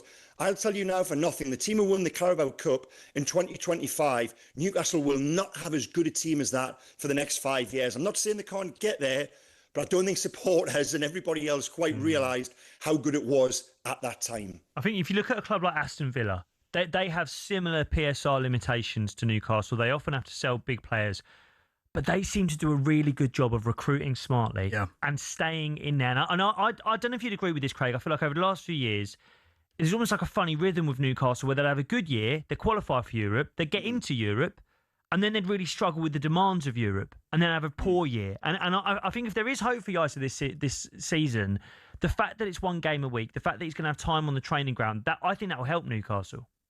It will help Newcastle, and that theory absolutely applies. You know, that's been borne out in practice. You are right. It was Newcastle had one season where they'd finished in the top four, qualify for the Champions League, then they'd struggle with that robustness and combining the Wednesday weekend football. So when Newcastle didn't qualify for the Champions League last season, our analysis, now a hot take at the end of the year, was actually, do you know what? under Eddie Howe with a smart summer of recruitment, I think they're going to finish in the top 4, top 5 next season. That's gone now. The manager's gone. The best players have gone. They've had that leadership core ripped out of them. They've replaced them with, nobody's saying they've replaced them with bad players, but they've replaced them with good young players who perhaps aren't ready to go in and play in pre-season. You know, I've looked at the likes of Aladji Bamba, Baz Toure, Sean Sturr. They all look good players. I just don't think they're ready for next weekend. Certainly not Sunday against Liverpool, perhaps not even the first half of the season. So that would be the concern. There's that. I spoke about this on talkSPORT yesterday, you know, the level of accountability. If they go a goal down to Liverpool on Sunday, they start looking around for that inspiration, for those players to dig them out of that hole. I'm not sure they're there now, and that is the big concern. Craig, do you think that Newcastle United missed a bit of a trick? Like, we spoke just a bit about Aston Villa and, you know, their recruitment. I think their best part of their recruitment was getting Unai Emery into the door, into the club. So do you think that, you know, during this project that Newcastle had, that they should have maybe tried to upgrade on Eddie Howe at some point? Eddie Howe's a great manager. We know that. Brilliant English manager. But if you look at, you know, the Chelsea project, if you look at the Manchester City project, they constantly changed managers when they thought that it wasn't working, and they upgraded every single time. Do you think Newcastle could have done that and should have done that? No, I couldn't disagree more. I really couldn't. I respect the question, but I'll give you an honest answer. Eddie Howe was the overriding reason in 3.5, 4 years Newcastle went from 19th in the Premier League, what he walked into, to within 18 months playing in the Champions League. 2.5, 3 years later, winning that first domestic trophy we spoke about. Eddie Howe did an absolutely fantastic job. Now, last year, on the back of that torturous, traumatic summer with Alexander Isak and the £250 million misspent, guys. Absolutely. You go back to last summer, and I've praised the recruitment to that point. They got so much wrong. A £69 million club record on Nick Voltemada. I've used this phrase a lot. He's the missing piece in the jigsaw for somebody else's puzzle. Nobody's saying there's not talent there. He's just not right for the Premier League. He's not right for Newcastle United. It was a bad signing, and even now they are hamstrung by that from a PSR perspective. It looks like there's no place for Voltemada in the starting level, even under his countryman Matthias Jasler. So no, guys, to go back to the question and the suggestion that Newcastle should have upgraded on Eddie Howe at any point, no. The club should have done more to take Eddie Howe and those players to the next level, with a new training ground, with a new stadium, with better appointments in key positions. Now, what I will say is David Hopkinson and Ross Wilson, the chief executive and the sporting director, have come in this summer. I don't think this summer will perhaps be reflected on relatively, you know, with any sort of great favour, but they've inherited this. I really would have sympathy. There are legacy problems there dating back to previous guys who were in their position without naming names. So I would give Wilson and David Hopkinson absolutely time, even though I think coming out of this window, it's going to be a really rocky ride, and there's going to be a lot of unfair and perhaps difficult reflection on how it played out. But no, Eddie Howe was magnificent.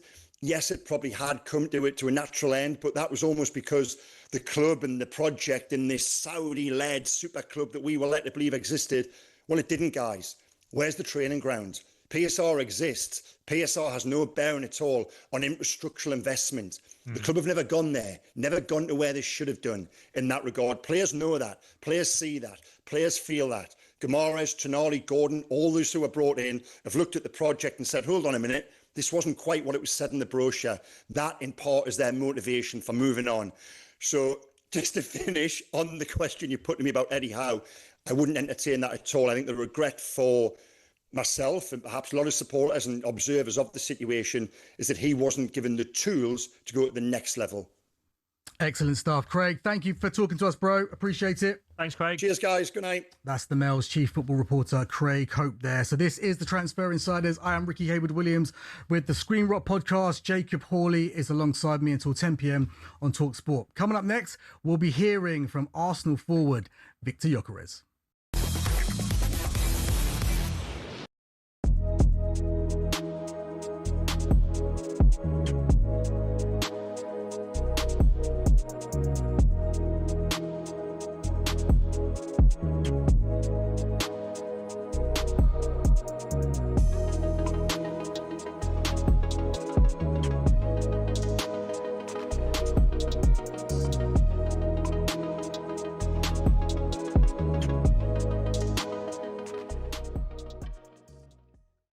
Martin, you've already said that you worry for Manchester City in some way, but I mean, it's the Community Shield.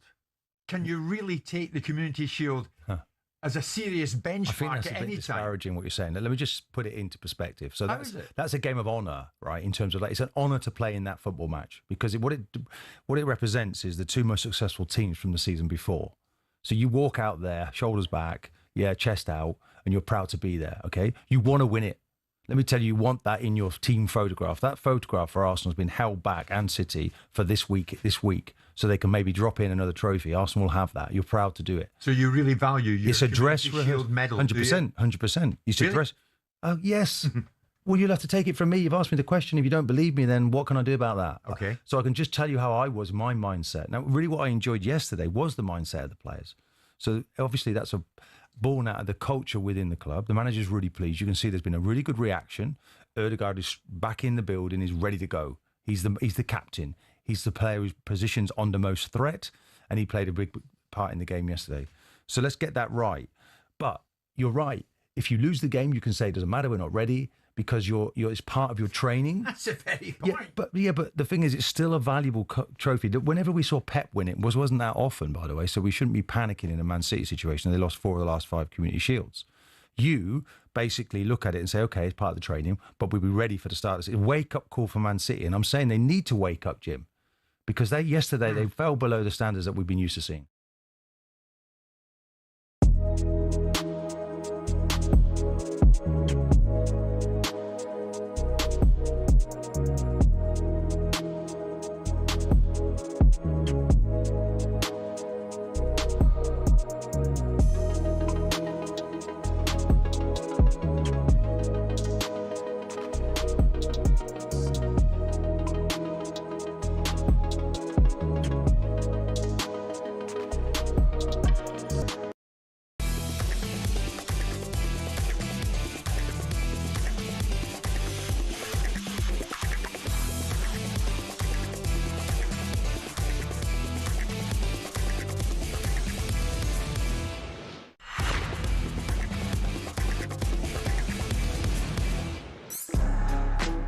This is the Transport Insiders. I am Rickie Haywood Williams, alongside comedian Jacob Hawley, alongside as well. So talkSPORT were at the Premier League launch event today. Mikel Arteta and Frank Lampard both spoke to us during the drive time show, building up to Arsenal against Coventry on Friday night, live and exclusive on talkSPORT. So let's hear from Arsenal striker Victor Gyökeres. He's been talking to talkSPORT's chief football correspondent, Alex Crook. Victor, first of all, how much are you looking forward to the start of the new Premier League season after winning the first piece of silverware in Cardiff on Sunday? Yeah, I'm looking forward to it a lot. It's gonna be nice to start a league campaign again, and to start against my older club. I think is a great way to start at home. So yeah, I'm looking forward to it. I was going to ask you that. Is this a special fixture for you? Because obviously Coventry played such a huge part in your development. Yeah, I haven't played against them since then. So of course it's gonna be nice to see a few of them that is still there, and to meet the fans as well. I'm interested to know how different it feels going into this season, because obviously last season, no doubt, the message from Mikel Arteta, having come so close the previous years, was we need to win this Premier League title. This season it's about defending the title, so rather than being the hunters, you're the hunted, if you like.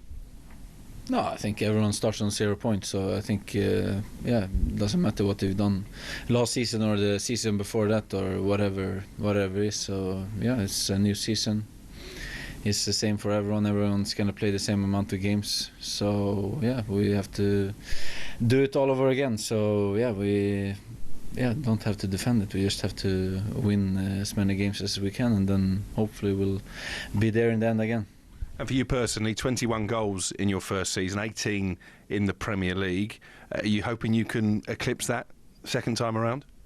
Of course, that's always the goal, to improve and to contribute as a striker. So of course that's what I want. And you're sat in front of arguably Arsenal's most famous ever number 14, Thierry Henry. Obviously, you wear that number. Was that part of the decision making when you took the number? I got this question a million times, I think. Of course, it was, to be honest, not too many numbers to pick from. So, and 14 was one of them. So, yeah, I think when that was available, I think it was an easy choice to take from that. Do you seek inspiration, though, from what those Arsenal teams of the past have done, winning doubles and winning multiple Premier League titles? Of course, you can see what they have done, what they experienced during that period. Of course, it's a different era now, a different kind of football. I think is how it's played. A lot of other competitions that you have to compete in, and to be able to do it on all. In all competitions is of course challenging in one way, and then to challenge against all the other teams in the Premier League is it's tough, but I think we have a great team for it, and we definitely is going to go for it again. And you've added to your ranks as well in the close season. As a striker, how nice is it to play with someone like Christos Zolis, with the number of assists that he got in Belgium last season, got a couple at Cardiff at the weekend, an old school winger who is going to give you plenty of chances? Yeah, he's a top guy. He's a very nice guy outside, and of course a very good player on the pitch. He contributes a lot, and he's very good in his decision making. And in the final third, he makes good decisions there, and managed to get a lot of goal contributions. So, yeah, that's what every teams need, and of course everyone that plays in our team want to do that when they're on the pitch, and if he does that, it's only good. Another of the new signings is Bruno Guimaraes. Brings real bite to the midfield. Is he someone in training you try and stay away from? No, he can go for me if you want to in training, but I think his main focus is to be that against the teams we play against, and not me. So I don't have to stay away. And just a final one from me. Obviously, the Premier League title won for the first time in 22 years. Obviously, it's a big incentive to try and retain it. You were so close in the Champions League as well. As a player, do you have a priority? Is it about retaining the Premier League? Is it about trying to win that European Cup? But I think as a team we don't have any priorities in terms of those things. I think of course it's a lot of competitions that you're gonna compete in, and when we play in one of them, which is only possible to play in one at the time, we're gonna go for that one. So that's the main target every time. Depending on which competition we're playing, we're gonna try to win that. Arsenal striker Victor Gyökeres talking to talkSPORT's chief football correspondent Alex Crook there. So Jacob, what do you make of Gyökeres as a player? I'll simplify it. Is he good enough to play for Arsenal?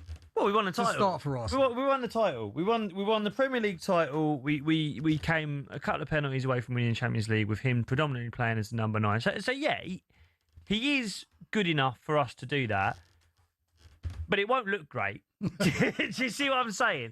And I think there was a lot of last season of people saying Arteta plays boring football. I think he had to play players that can't play nice football, basically. We were watching Martinelli, who got 1 Premier League goal last year. Noni Madueke, who I think got 4 goals all competitions last year. And then Victor Gyökeres, who got 13 in the Premier League. A few of them were penalties, most of them against teams in the bottom half. He's not a top striker. And I think as an Arsenal fan, we've had some great strikers over the years. Yep. Van Persie, even as recently as Aubameyang. We've had some really, really top strikers. We paid 50 million quid for him. He came from Lisbon. I think really, because Kai Havertz was injured, and by the way, Kai Havertz isn't as good as a Van Persie or an Henry or a... Well, Kai Havertz isn't a out-and-out striker, is he? He's like a 9.5. And I think what you get with Kai Havertz, you see, and by the way, he's scored a good few amount of goals for Arsenal when he has played as a number 9. But I think what you do see is suddenly Saka starts scoring, and Odegaard starts scoring, and the wingers start scoring, and the midfield starts scoring. And I think with Gyökeres, it's a slightly different style of football. I don't think he was brought in to be a player who plays 38 Premier League games. I think he's there to help us off the bench, to start when Havertz can't. And I think, unfortunately, he had to play a lot more football than he was supposed to last year. I think this year he's... look, you've seen it already. Champions League final, who starts? Havertz. Game at the Etihad, who starts? Havertz. Community Shield, who starts? Havertz. He'll play a reduced role this year, and I think when he does, he could look really good. But is he one of the best strikers in the league? No, he's not. Like, statistically, he was worse than Danny Welbeck last year. That puts it into perspective. Yeah, it does. But you guys have got aspirations of winning the Champions League. Are you going to do that with him in your team, in your squad, or do you need to upgrade? I think the question is, can you do that with Havertz? Because I think he's the one who'll start. And I think if you are going to have Kai Havertz, I think you can play nice football with Kai Havertz. I think you can go long to Kai Havertz. I think he's good off the ball. Is he a deadly finisher? No. Is he going to score 30 goals? No. And I think this is where, when you look at Arsenal's work they've done in the window, it's almost like when you play with Bobby Firmino, for example, as you know. Yeah. You need absolute killers outside of him. And I think Saka could be that if he's fit, hopefully. I think we've all seen the potential there with Saka, injured for the last year or so. They need someone else on the other side, mate. Like, Solis has come in, he looks good. But, like, when we had Vinny Jr. links, the dreams I was having. Because that works for me. It would have been wild. It would have been a amazing. false nine like Kai Havertz. If you've got a top winger on the left-hand side and Bukayo Saka, you could go wherever you want. I just think they need an upgrade there. I look at Bradley Barcola, who's been linked with your club, Liverpool. Yep. I think he suits Arsenal better, to be perfectly honest with you. There are rumours of Arsenal as well. There's been rumours for a while. And look, the stuff with Liverpool seems to have gone a bit quiet. He was left out of the squad for PSG when they played their Super Cup at the weekend. Who knows? That, for me, would make a lot of sense. That makes a lot of sense. You don't need a left winger. You're being greedy. You've got loads of them. You've got Rio. You don't need one. We're going to talk Liverpool a little bit later. What about Victor Osimhen? He's been linked with Arsenal. Would you be happy if Arsenal spent a large chunk of your transfer budget on him? He's been linked with a lot of top clubs over the years, and for whatever reason, they haven't done it. And that, for me, I'll be honest, it was a bit of a red flag with Gyökeres, to be honest with you. When we had a clear run, I mean, he's clearly an incredible footballer, Osimhen. He won Serie A. I think he was 24 years old, and he ends up in Turkey not long after. Yeah, that felt wild to me. I don't want to sound disrespectful to what I think is the Turkish Super League. I think that's what the league is called out there. Apologies if I got it wrong. I just don't think one of the best strikers in the world is playing in Turkey in their mid-20s. So there's something there. There's an issue there. I've seen him trying to scrap with players on the pitch at times, Osimhen. He's clearly got all the fundamentals to be one of the best strikers in the world, but there's some kind of issue there. So not for me, I don't think, Victor Osimhen. Okay. Well, listen, the first game of the Premier League season, Arsenal against Coventry City on Friday night. It's live on talkSPORT. Adrian Durham will be live at the Emirates from 7 p.m. ahead of kickoff at 8 p.m.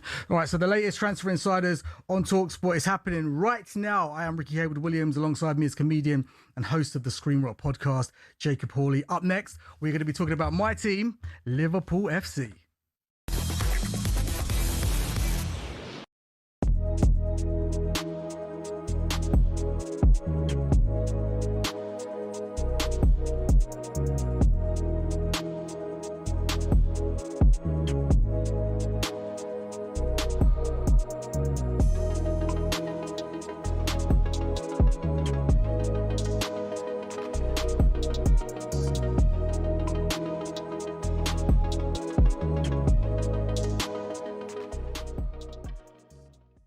There's a bit of housery about it, and since Gyökeres gone, I kind of like that housery. Oh no, I think it's a great quality. I think if you're talking about a footballer strictly on the pitch here, and you use words like he's snide, he's snarling, he's aggressive. These are good words to use about a footballer. I want players to be like that. I think Chelsea have been a little bit too nice over recent years, and I think having somebody that is a little bit more on the front foot is a good thing. Enzo Fernandez, we've seen it. Like when he scored that goal against Paris Saint-Germain, he's running off towards their ultras, showing them the Club World Cup badge. Whenever we play Manchester United, he's got Mason Mount round the throat. Like he understands what Mason Mount's relationship with Chelsea fans is, and he leans into that. There are qualities to Enzo Fernandez, no doubt. but I'd 100% want him out of the club and 100% take the money. Okay, Sean? I totally agree. I do like him as a footballer, but his heart's not in it. And from the minute he started to tout himself around in terms of, I want to play for Madrid, you know what? Guess what? Go. The player I want to see fit is Lavia. Now, when I don't think you remember between towards the end of December 2024, we almost went to the top of the league. And the reason why that is because Lavia was playing superbly. The one thing wrong with Lavia, when he injures an eyelash, he's out for about 6 months. So we need to keep him fit. And if we can keep him fit, when he was playing, Fernandes wasn't even playing because they played Casado at right back, and he was the main man running the show. And when we went to Spurs and we turned them over, right, he was the main reason.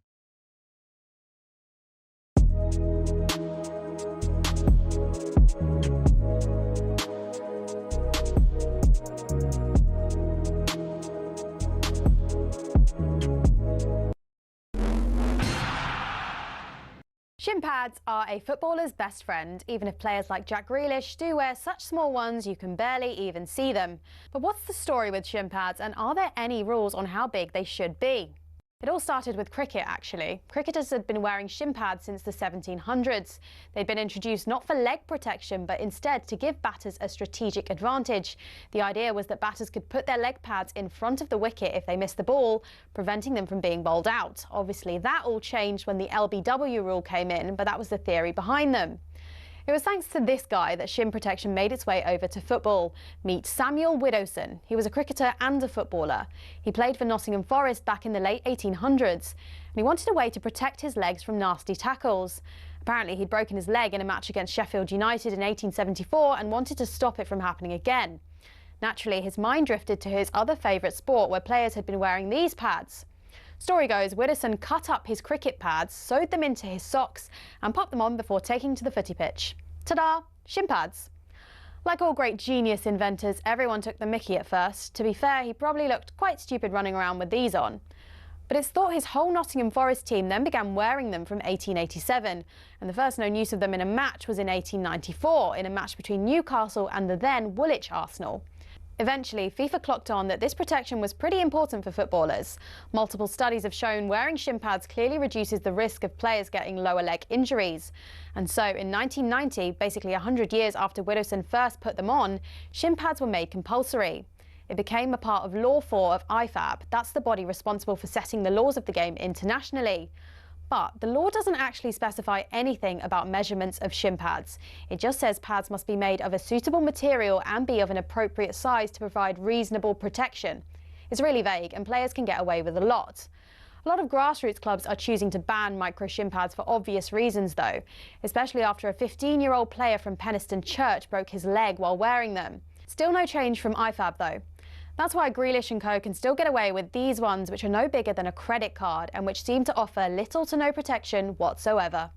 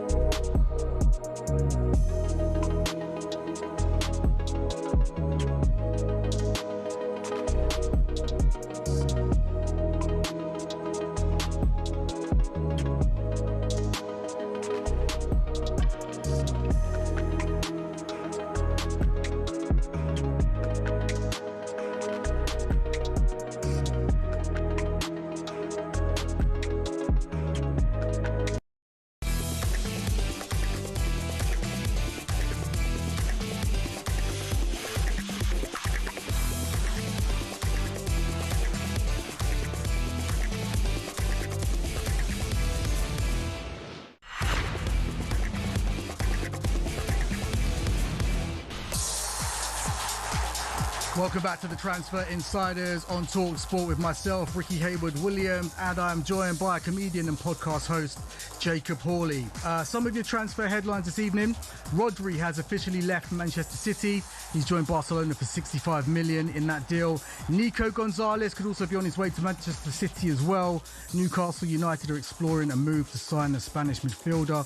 And Arsenal CEO Richard Garlick has told talkSPORT that they want to keep hold of Miles Lewis-Skelly. And he's also said the Gunners want to win everything this season. All right, so let's talk about my team, Jacob. Liverpool FC. Yeah. Now, you've already said that you think they'll finish above Manchester City this season. How positive are you about them? Look, it can only get better from last year. Let's be honest. Real talk. It was bad. Real talk. It was really bad. I think you were 20-something points off first place. It was bad, man. Other than the first 5 games of the season, even though we won those first 5 games of the season, we weren't playing well. And everyone was saying, oh, look, imagine how good it will be once they do start playing well. And that just never happened. I think that there's a few things that I think people have been a bit harsh on some of the players of Liverpool. First of all, you and I were talking about this off air. There's a lot of criticism of Alexander Isak. Yes, which absolutely winds me up. But go on, go ahead. Well, I'm going to make the same point that you want to make, which is that, like, there's a lot of people going, oh, yeah, he's been rubbish since he went to Liverpool. He broke his leg. He's been injured. People seem to, dismiss his time at Liverpool because, obviously he hasn't played. He hasn't, got the numbers. He hasn't scored the goals. But it's mainly because he's been injured. He broke his leg. Yeah. And it's not even like a recurrent injury, a muscle injury. Oh, his hamstring keeps going. God. Yeah. Someone like, I don't want to pick on the guy, but someone like Mason Mount, for example, he just can't stay fit. Yeah. He broke his leg. Yeah. Look, we all watched it in a game. Do you know what? I actually think a lot of it is to do with the way that he joined Liverpool. And when he did join, because of the way that he kind of that kind of played out, that whole transfer. He forced the move. He forced the move. Like that. He didn't train. He didn't go into training. He went to train at his old club. And he showed up and he wasn't fit. He couldn't get fit for a long time. So I think people are kind of holding that against him. Yeah. And then Florian Wirtz, who it was a huge amount of money. Yep. Is he ever going to be that level of player to justify the price tag? Maybe not. I don't know if the Premier League suits him necessarily, but he can get better. Yeah. First and foremost, the ceiling that Florian Wirtz has as a player is very, very high. We know that he is a top player. Bayern Munich wouldn't have been so upset that he didn't join them if that wasn't the case. They wanted him badly. He's they see him as a German generational talent. So we know that he's got pedigree. Young as well. He's only 23. He's a young kid. So come into a new league, settle in with your family and socially and all those things. You've got to take all those things into consideration. But he hasn't been great. I'll be honest. He hasn't been great. There's been glimpses. I've seen glimpses of it. So even sometimes it does look like he's actually working on a higher wavelength than some of the people around him sometimes. But it didn't work out last season for one reason or another. So this is a massive season for Florian Wirtz. Well, what you say there about working on a higher wavelength than the players around him, I don't think him and Mo Salah ever gelled. No, I don't think so either. I think Florian Wirtz was brought in as the future, and I actually don't think Mo Salah liked that. I'll be honest. I don't think Mo liked that. He weren't ready for the future. He quite liked the past. And there's things that have come out in recent days that Salah's role was significantly changed in the team, and that was affecting his output. So it wasn't actually the fact that people were saying that he fell off of a cliff, which is what I believed it to be. But now that we're hearing these other reports that it was from the inside that they were changing his role in the team, as it were, or the way that he played. I feel like he harboured a lot of bad feeling, and that probably spilled out. There's a bit of that. It was the fact that he had the best playmaking fullback in the world playing behind him. Absolutely. And I know I'm not going to tell Liverpool fans how to feel about that player and how he left that club. But you can't underrate how good he was. No. And how much he helped Liverpool to create chances, to find Salah in spaces where he could execute. I think it's a huge miss. And I think that's the area of the pitch where if I was a Liverpool fan, would be most concerned. Right back and centre back. We definitely need a right back because Conor Bradley, again, another player, unfortunately injured. And when he is available, he can't stay fit. He gets a lot of muscle injuries and such. So it's a shame. So we do need to bolster that area. Jeremy Frimpong, He had a great game against Como recently. It's probably his best game for Liverpool that I've personally seen. Pre-season, yeah? Yeah, pre-season. Yeah. All right, means absolutely nothing. Is he a right back?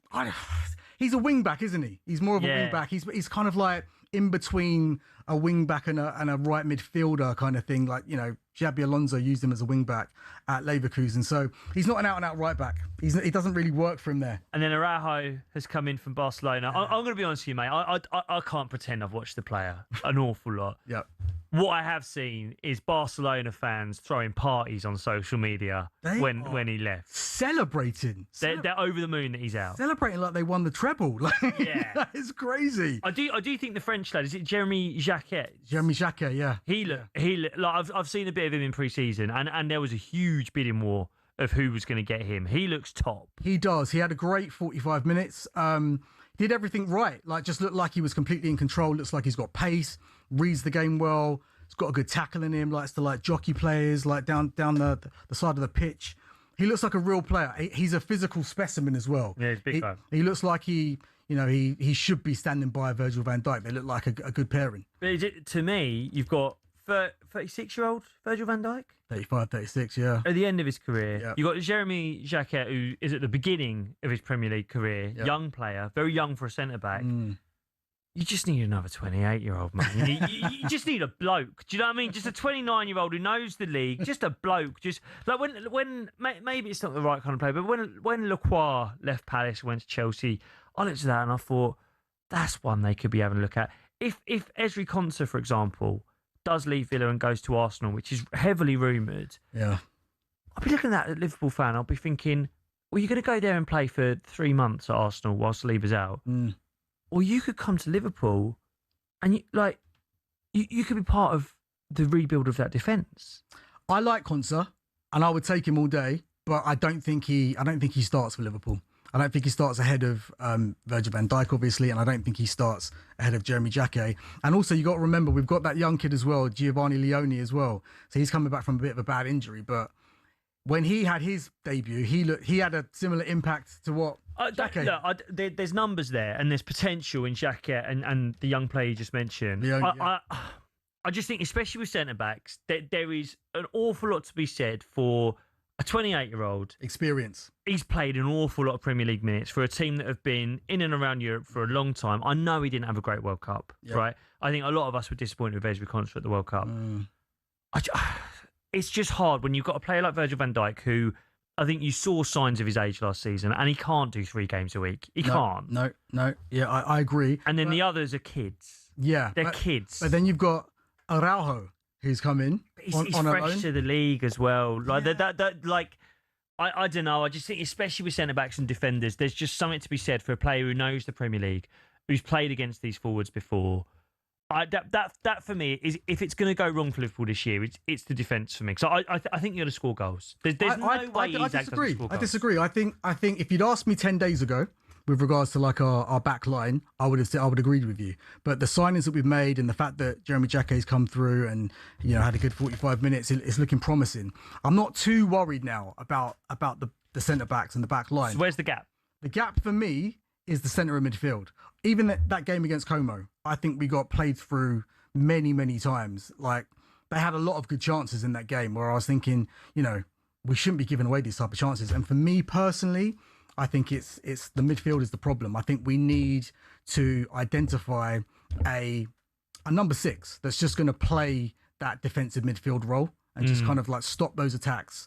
A bit like a Gini Wijnaldum. We never really, replaced him. We had Fabinho, different type of player, but those 2 players, we've never really replaced them. This is because I think when you won the league, and it's mad to think it wasn't that long ago.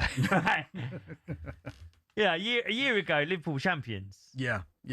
And you won it with Gravenberch. Gravenberch was the deepest player in midfield, but he's not really that, is he? That's not his position. For me, he's an 8.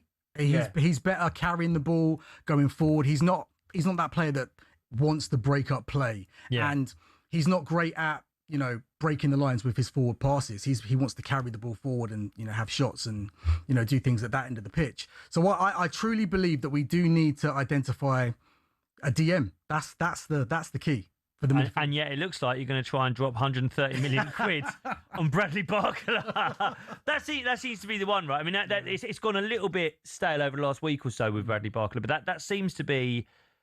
I mean, it's a huge amount of money. It's a lot of money, and don't get me wrong. I really want Bradley Barcola at Liverpool. I want him there.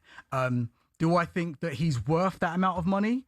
I think that the market is kind of choosing that. The market is dictating that, isn't it? I don't think he's worth that, but in this market, it's gone crazy. The market is crazy. Like £70 million players are going for 100 odd million. I mean, he's worth it if he goes somewhere else and scores 20 goals. do you know what I mean? But this is the thing. He's worth it. He's not worth it. But you do that gamble because there aren't any players like that in the Premier League anymore. Yeah. Like who are the good wingers in the league right now? Do you know what I mean? Yeah. Like Saka will be there, but hasn't been there for a year or so, right?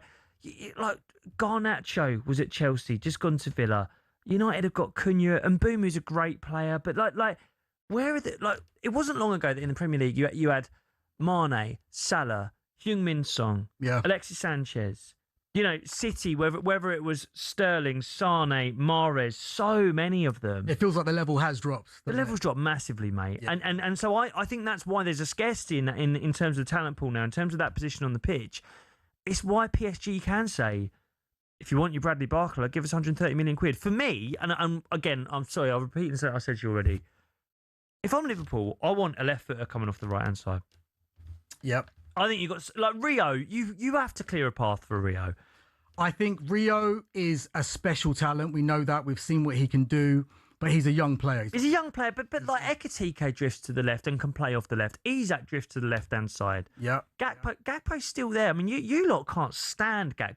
Be honest, Liverpool fans, you don't like Gakpo. They don't like him. They're bored of him. He's been their best forward for 2 years, but they're bored of him. Do you know what? Like he's been a good servant in the fairly short time that he's been at the club, but I think last season he kind of, it was like the nail in the coffin for him. Do you know what? He was quite predictable most games. Do you know honestly what I think it is?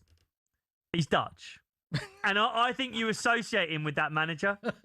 I think you associated him with that manager because he's his countryman. I think that as you got fed up with that manager, with Arne Slot, he was a bit like Arne Slot's son. He was a little bit like that. This is it. I remember there was a moment last year. Was it that you subbed off Rio rather than Gakpo, or something like that? And the boos at Anfield, it went crazy. They weren't happy. But as I say, if it was me, I'd be like, right, someone like Hendrick at Real Madrid. Yeah, he went to Lyon. He's brilliant last season. Left footer, scored loads of goals.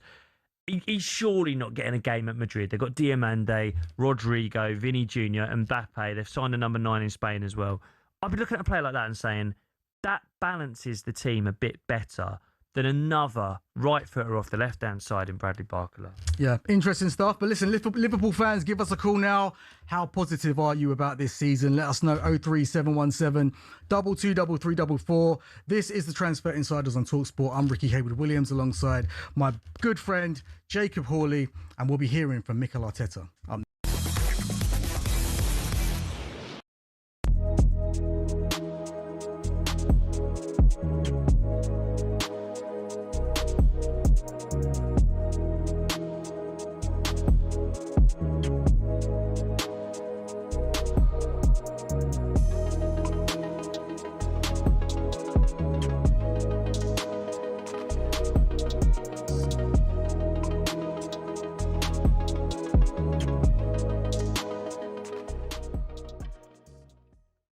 I put it on silent and plane mode the whole time I was on holiday.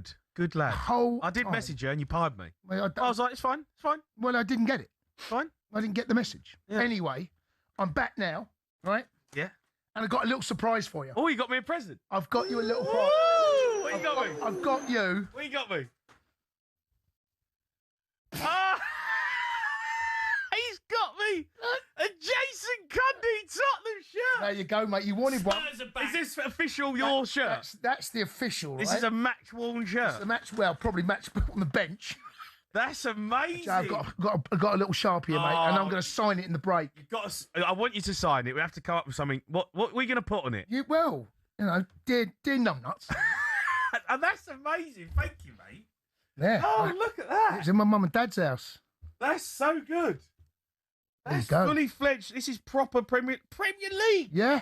That's, there you go, thank you, mate. That's That's all going to right, go see? up on the wall. I Is it? didn't get you anything. That's all right. So, sorry. I didn't think we were exchanging presents. But no, it's fine. You asked. You did say to me, if I find one, can I have it? And there you go, mate. You found it. Well done. Found it, matey. That's so good. There you go. Fits as well.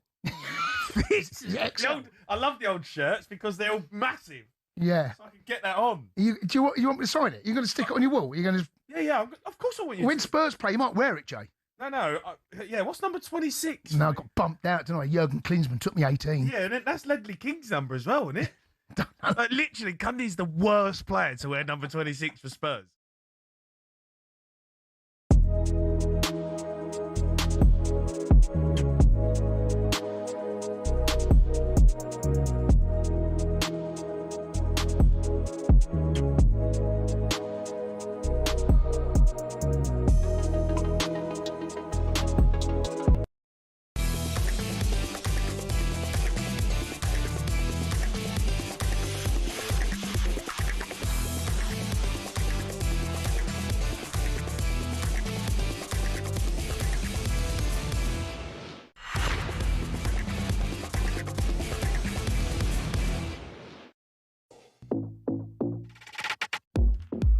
The Transfer Insiders on talkSPORT with me, Rickie Haywood Williams, a massive Arsenal fan, Jacob Hawley.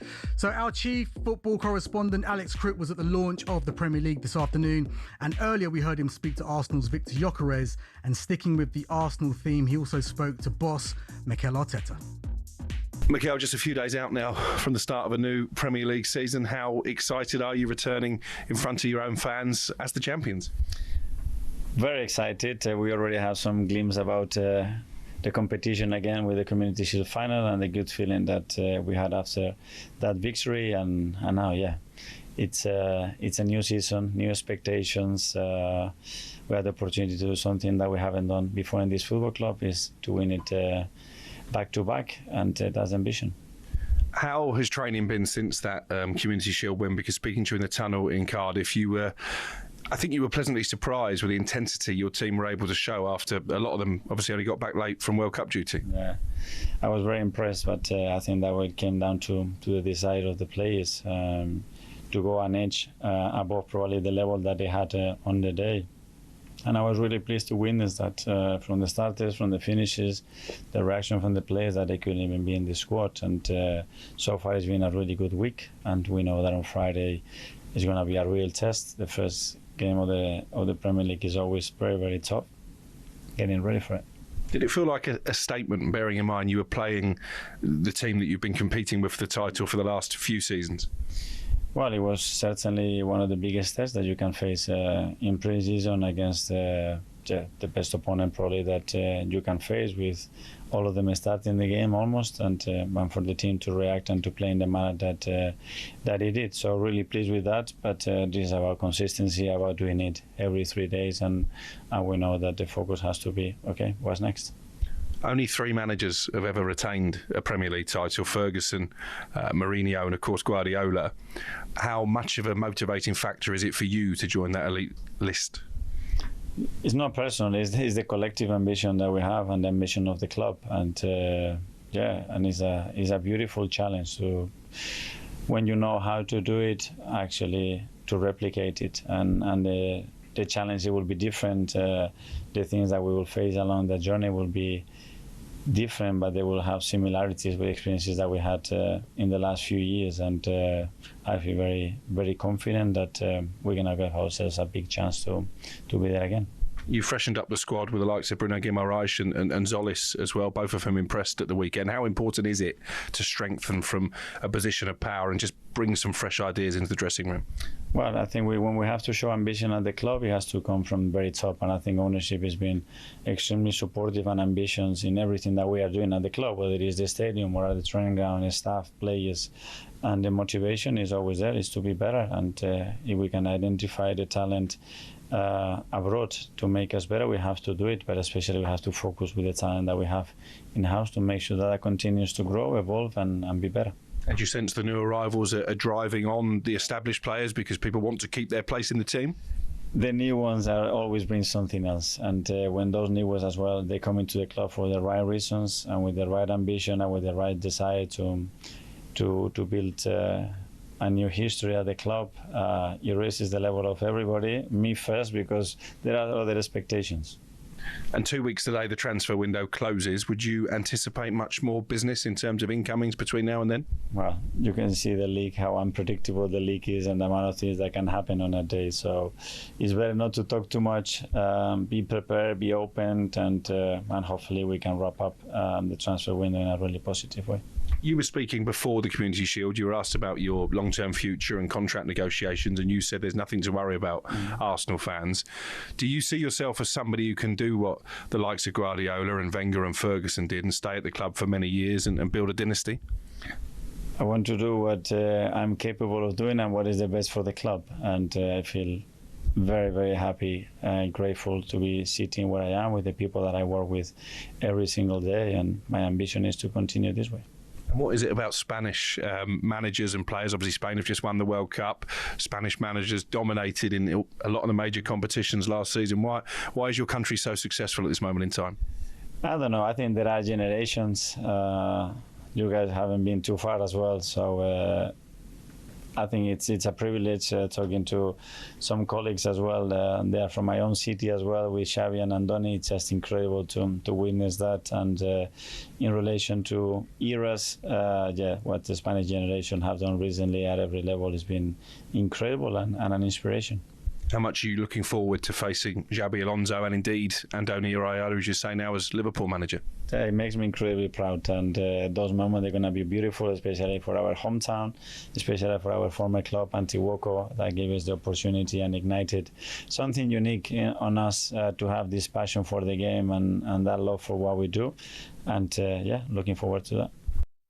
Arsenal boss Mikel Arteta there on talkSPORT with chief football correspondent Alex Crook. So he looks so chill. He looks so confident. He's got an extra swagger about himself. Are you confident that he can take you guys to the next level, maybe the Champions League? I think, like he says, retaining the Premier League would be massive, right? Only 3 managers have done it. I think we'd all consider them 3 of the best ever to grace the Premier League: Mourinho, Ferguson, Guardiola.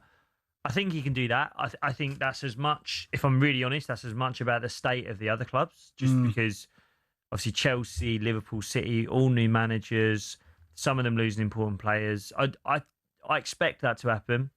The Champions League, I'll be really honest, after that game in Budapest against PSG, the talent the PSG had in attack, I just sat back and I thought, we just don't have that. As close as it was, as even, if you'd have said to me, look, if Jurrien Timber was fit and he could have started, maybe he doesn't give that penalty away against Kvaratskhelia, as Mosquera did, Arsenal wouldn't concede. And maybe we do win it 1-0. But I just came away from that game thinking, they've got something we don't have.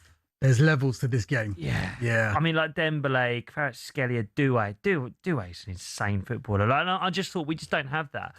And going into this summer transfer window, I remember directly after that game, the words Arteta said, he said, we need to be very fast, we need to be very clever, and we need to be very ambitious to get to that next level.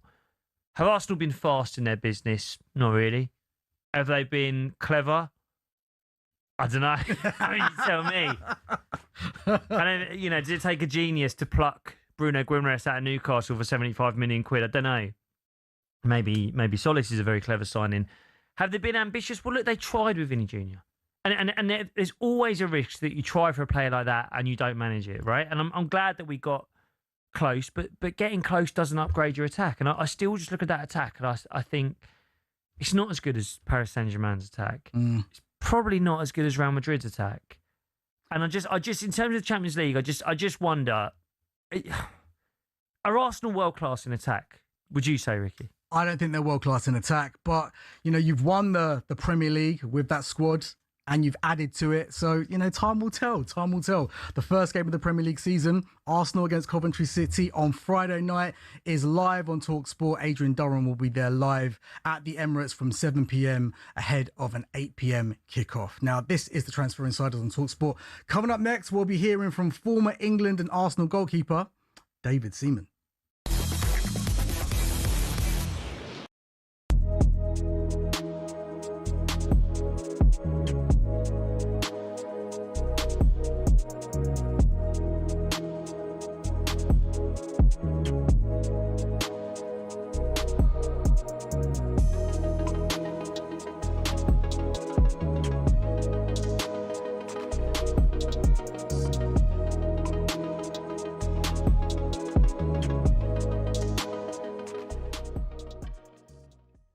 Cricket, what? But I know Chelsea had a deadline for Fernandes, but it looks like Rodri's obviously on his way to Spain, Barcelona. I think he's going over there today.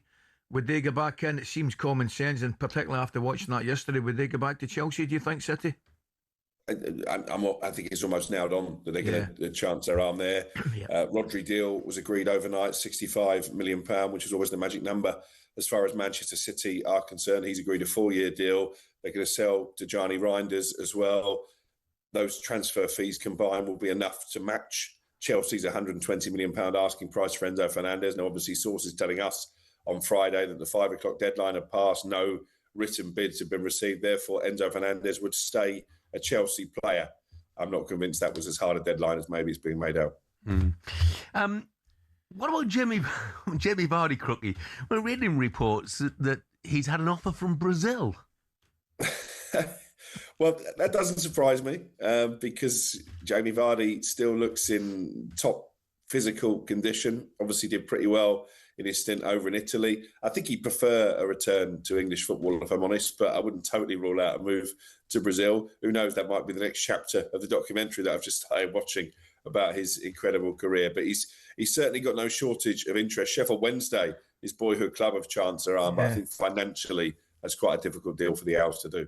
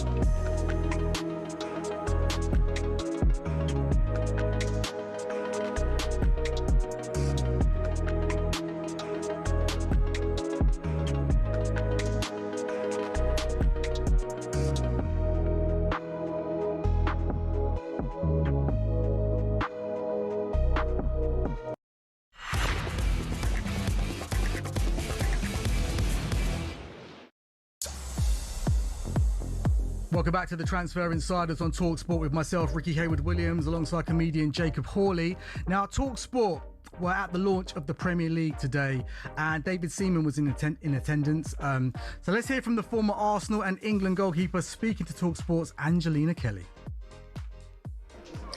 David, lovely to speak to you here at the Premier League launch. I'm sure going into this new season, you're feeling good about Arsenal. It's not easy to defend a title, but what do you think that they need to do in order to try and do that? It's to carry on the momentum from last season, carry on that confidence. You know, the fact that we've won it now is such a relief. And hopefully that takes a little bit of the pressure off, because obviously finishing second was always building up, finishing second 3 times was building up pressure. But now we've done it, that turns that into a positive, and that's what we've got to do. We've got to be positive for next season. And what have you made of the signings so far? Bruno Guimaraes, Vinicius Junior, a lot of people were hoping that's not happened, but Zolis is looking really good, looked good in the Community Shield as well. Yeah, exactly. So the 2 signings we've made have been great. The Vinicius Junior one, Did you get excited a little bit? No, I thought that was well played by his agents. But it was, on the field, it would have been great, but who knows what it would have done to the dressing room. But it's not going to happen, so we move on, and the two that we've made are brilliant signings, and they're fitted into the team perfectly, as we've seen already. Are there any areas that you think they could still strengthen? No, you look at the centre-half position, obviously with Saliba, and how long that's going to be. But then do you get someone in on loan or whatever you do, because he's not going to be out forever. So, if you can strengthen, but, as we saw last season, the squad was big enough and good enough to get us all the way through. And do you think with some of these additions going into Champions League, trying to get to another final again, do you think that they've strengthened enough in that sense? Yeah, I do. And obviously the Champions League is a big target because we were so close last season. And it was a shame, because we came up against a fantastic PSG. But, even the game plan worked, to restrict them. But it just wasn't to be. But that's going to be a main focus. Obviously, for me, it was always winning the Premier League, and then Champions League maybe second. But I'm sure that, the club want to create their own history, and that's what they'll do if they win the Champions League. Now, I'm obviously going to talk to you about goalkeepers. I want to talk about James Trafford, of course, making the move from Manchester City to Leeds. Do you think that that's the right decision for him in his career, to be getting the game time with Leeds United, potentially, putting himself in the shop window for other clubs in the future? Yeah, definitely. I don't know about putting himself in the shop window because I've always been a Leeds fan, so he's staying there. But no, it's a great move for him because he needs to play. He had the disappointment of going to City thinking he was going to be number one. And then within, a few weeks, they bought Donnarumma, so that was a massive blow for him. But he's proven in the cup games that he's played for City how good he is. He was also picked as number 3 goalkeeper for England as a number 2. So that shows you what people think of him. And it's great for him. He needs the game time. You need to play. There's nothing that beats that, because in games there's responsibility and there's consequence. When you're playing in training, if you make a mistake, nothing happens. So it's vital that you learn from all these decisions that you make in games. Do you think that he has what it takes to be an England number 1 one day? He'll be pushing. There's no doubt about that, and that's why he's gone to Leeds. To play, and then to see how far he can get within that England squad as well. Because you've got Jordan there, and you've got Henderson there as well. Who are regular players for their teams. So who knows what's going to happen? But the best thing is he's going to be playing in the Premier League week in, week out. And Gianluigi Donnarumma at the Community Shield, he's come under a little bit of criticism. People felt that he could have done better. Where do you sit with some of the criticism that he's faced? Listen, goalkeepers get it all the time, no matter what happens and what goals you let in. Okay, a couple of the goals he misread them.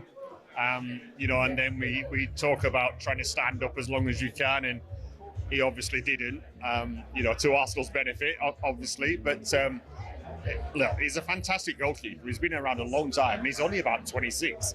That's the big thing for me, is that he's still got a lot of years to get even better. And finally, talkSPORT are doing a little bit of a special about Arsene Wenger, 30 years since he took charge. I just wanted to ask you about your experience of him, what he did not only for Arsenal but the wider footballing community. Yeah, when you speak to Arsene Wenger and you get to know him, you know that he knows about everything, and he's so good about everything. And I don't mean football, I mean politics, all sorts, all different walks of life. He knows about everything. But the biggest thing that comes across for me is a gentleman.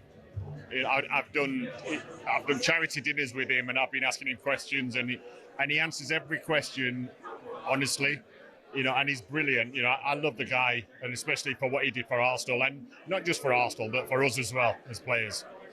Is there any Arsene Wenger moment that sticks in your mind, or a piece of advice that maybe you're allowed to share with us? No, he was always accident prone, and he knows that. Like we'd be in a hotel, and the windows that you turn the handle on them, and then sometimes they'll open or they'll tip on you. And he was one that did the tip, and it hit him on the head in front of all the players and all. So he was a little bit accident prone. That's the funny side of Arsene. But the bumps on the head didn't affect him with Arsenal, and he has created some amazing memories and history for the fans, hasn't he? He has. He's created a lot of history, you know, and it was disappointing to see how he was treated at the end of his tenure at Arsenal. But when you look back, you know, you think, wow, you know, especially when you go to the training ground, you see the Emirates. The Emirates is 20 years old. You know, so it just shows you how forward-thinking he was. You know, and the fact that he's done all that while winning trophies as well and keeping us in the top 4 nearly every season, you know, it was a fantastic achievement, and it couldn't have happened to a better person as well. So we just heard David Seaman there talking about many things. One of those things was James Trafford. How good can James Trafford be, Jacob?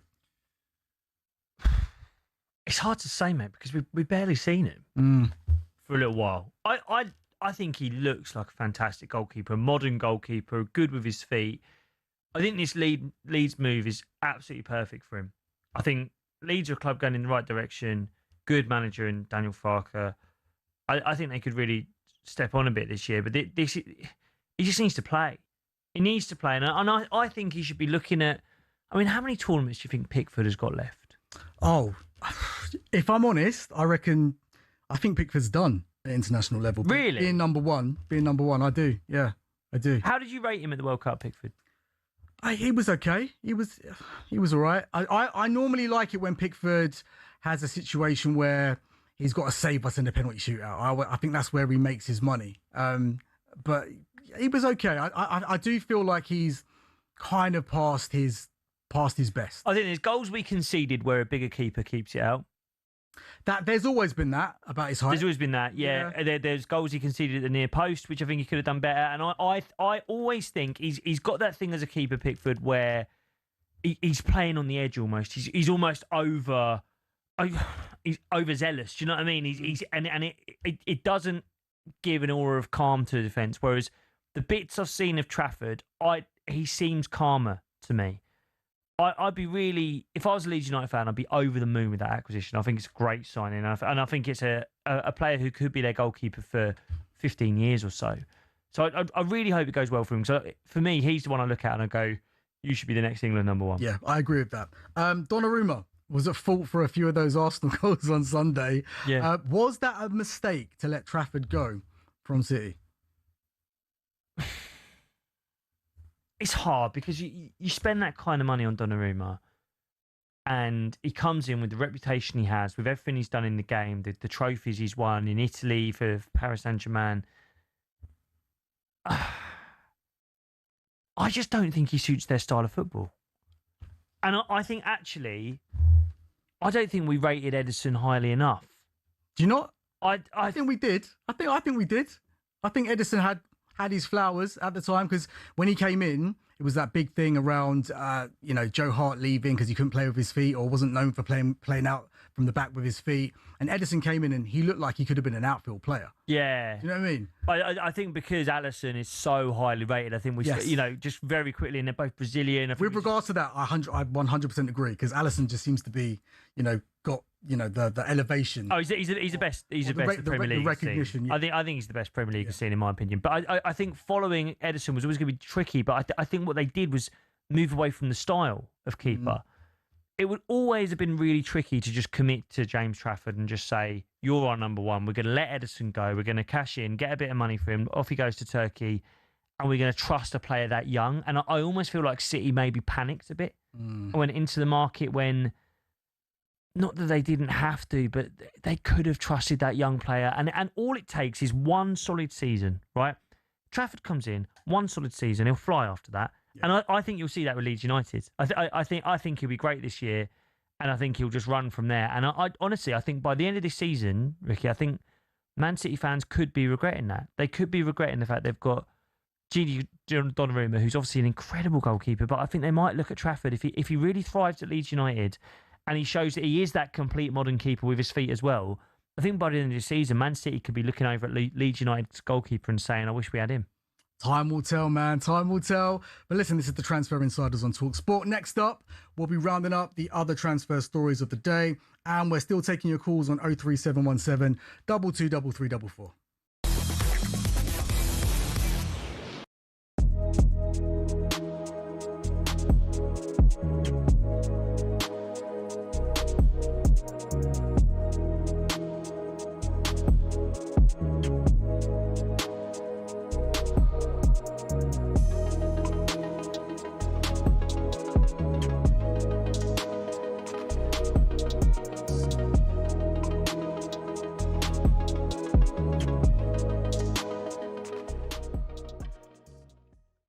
Joe, very satisfying. Bit of a statement. Just remember, it's only a glorified friendly. First of all, I want to say a big good morning to the talkSPORT listeners. It's a fantastic Monday morning, isn't it? It is for sure. Listen, guys, Jeff, Ali, who's going to beat us this season? You tell me. Who is going to take over in the city of London? Who? On that evidence, nobody. Nobody. Right. But Chelsea. I think Chelsea. It's premature, Jeff. It's premature. Well, it's premature. You're saying who's going to beat us? We've won the trophy available to win. Yeah, we've done it. It's difficult for you guys not to get carried away after that, but at the same time, I wouldn't be overly worried about Manchester City's performance. Although, with the golf in that particular game, I would be slightly concerned. Ali, I have to add, it is time to get excited. It's time to get super excited because I don't think there's a time in the league where it's been more open for us to dominate. I mean, if you look at Liverpool, Areola, we don't know what he's going to do. You're talking about Alonso. We're raving about a manager. And you've seen the ins and outs of Chelsea. It's not even stable there yet. I've just seen recently that Nicholas Jackson, who's been one of their best players in the pre-season, he's in the bomb squad with Liam Delap. You turn around, you look at Man City, it's looking shaky. You look at Aston Villa. There's no point you getting me in the morning with Gabby anymore. There's no point. There's nothing to talk about. There's nothing, Gabby. I'm not going to see you again, mate. We're that far gone.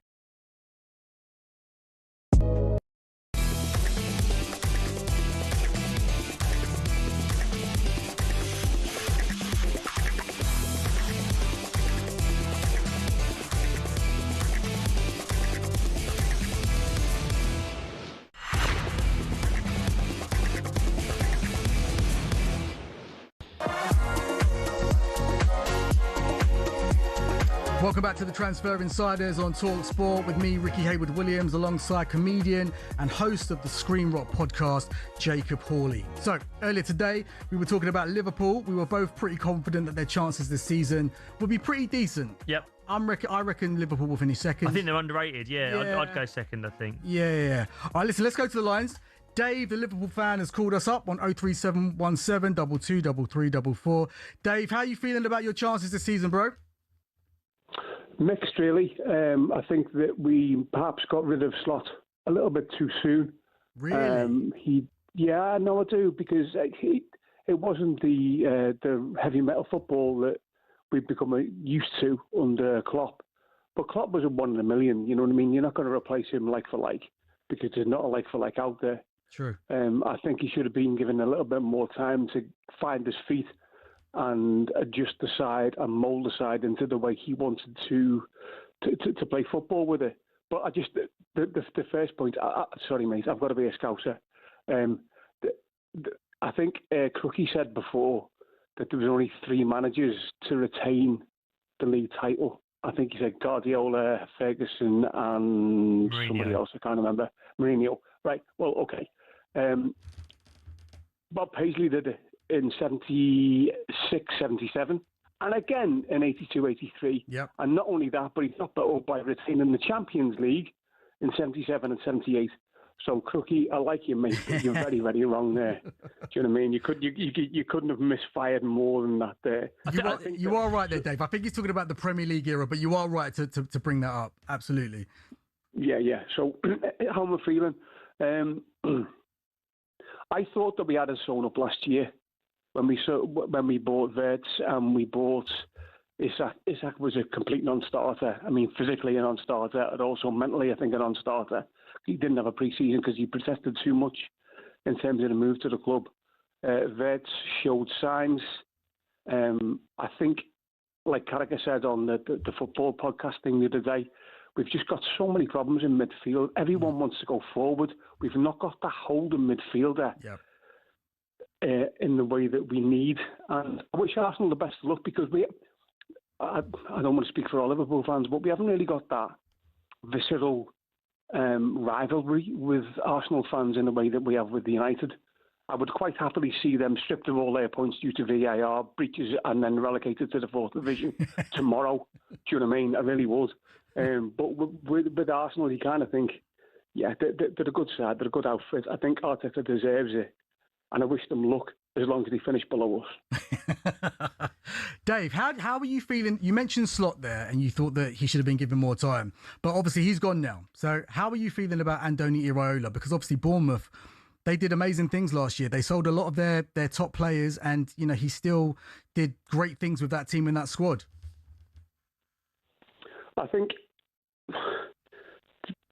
the big thing all the time is not to get overwhelmed by the club. And I'm not saying that we're the smashing Goliath who dominate world football. We're not. There are clubs bigger than us. Man United arguably are a bigger club than us. So are Real Madrid and so are Barcelona. So we don't dominate world football. But I think when you turn up at that ground and you feel it, it can sometimes be overwhelming. And I hope that he doesn't get overwhelmed by it. And I hope that he plots his course according to the parameters that he set out before he took the job. I think if he does that and he applies the same methodology as he did with Bournemouth, then he'll be fine. But just don't let the whole maelstrom of the club sink you. Yeah, it's a big step up, isn't it? Big step up. Dave, I've got to be honest. You're the first Liverpool fan I've heard say that they regret Slot leaving. I have not heard another Liverpool fan say that. I've really been of the feeling that the fan base had kind of turned on Slot, to be honest with you. What is it about what you saw last season that made you think he deserves more time? Well, we finished fifth. I mean, we qualified for the Champions League. So it was touch and go, though, weren't it, Dave? It was touch and go for a long part of the season. But we still did it. Yeah. And if you compare that to Ferguson leaving and Moyes coming in, Moyes lasted I think less than a season. Didn't they sack him? There wasn't like some kind of clause where if he didn't qualify for the Champions League, he was out the door. And then they sacked him pretty much when it was mathematically impossible for him to qualify for the Champions League. He was gone. So Slot qualified for the Champions League. All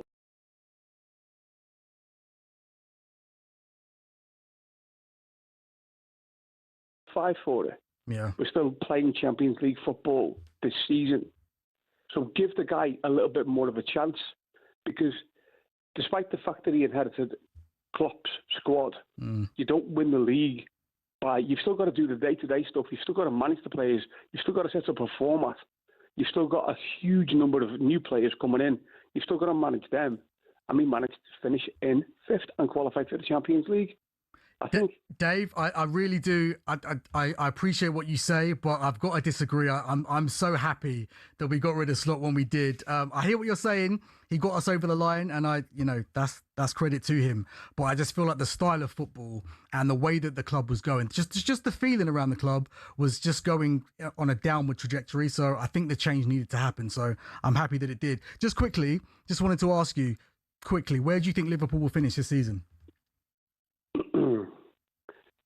One thing, when I used to want a nap of a Sunday afternoon, Sky Sports Liverpool match, that was away after 10 minutes. So yeah, I get that. They used to send me, honestly, literally to sleep. I think we'll finish in fourth. Fourth, you say? Okay. All right, fair play. Listen, Dave, thanks for your call, man. Appreciate that. All right, that's Dave there, Liverpool fan. He wanted to keep Slot. He was low. Dave was low. Yeah, Dave, is Dave all right? I mean, Dave, where's the optimism? Where's the hope? God, things were so bad under Slot. They were bad. You were booing substitutions under Slot. Yeah, I mean, I couldn't have carried on with Slot. I do believe that most Liverpool fans were happy when the appointment was, when he was sacked and the new appointment happened. But we shall see. There has to be more optimism, man, and also, I mean, look, not just optimism, expectations. I'll be honest with you. Tell me if you agree with this. If Iraola finishes fourth with Liverpool, yeah, I think that's a failure. Do you? I think that's a failure. Really? I do. I think you've got to aim higher than that. We do. You're right. I just think it's the unknown and it's the step up. But listen, time will tell. We shall see how it all pans out. Yep. Good luck to Arsenal this season. Thanks, Rick. Thanks, Good mate. to see you, bro. See, that tells me that you don't think Liverpool can win the title, because you would not be wishing me luck if you thought you were in the title race. Listen, this has been the Transfer Insiders. The show is back live at 7 p.m. tomorrow. Coming up next here on talkSPORT, it's the Sports Bar with Jason Cundy and Jamie O'Hara.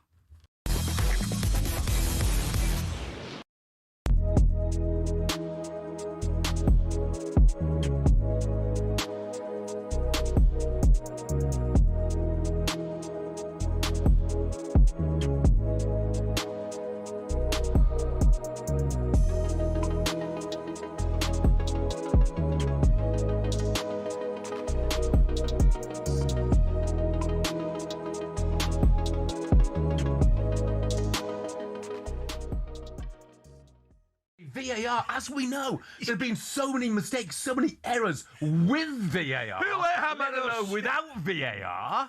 The fact of the matter is, getting back to your point, you can't so many more decisions right than wrong. But you cannot have VAR for no matter what game it is within the same tournament. You can't have it for one game and not have it for others. Right. It's as simple as that. EFL fans, okay.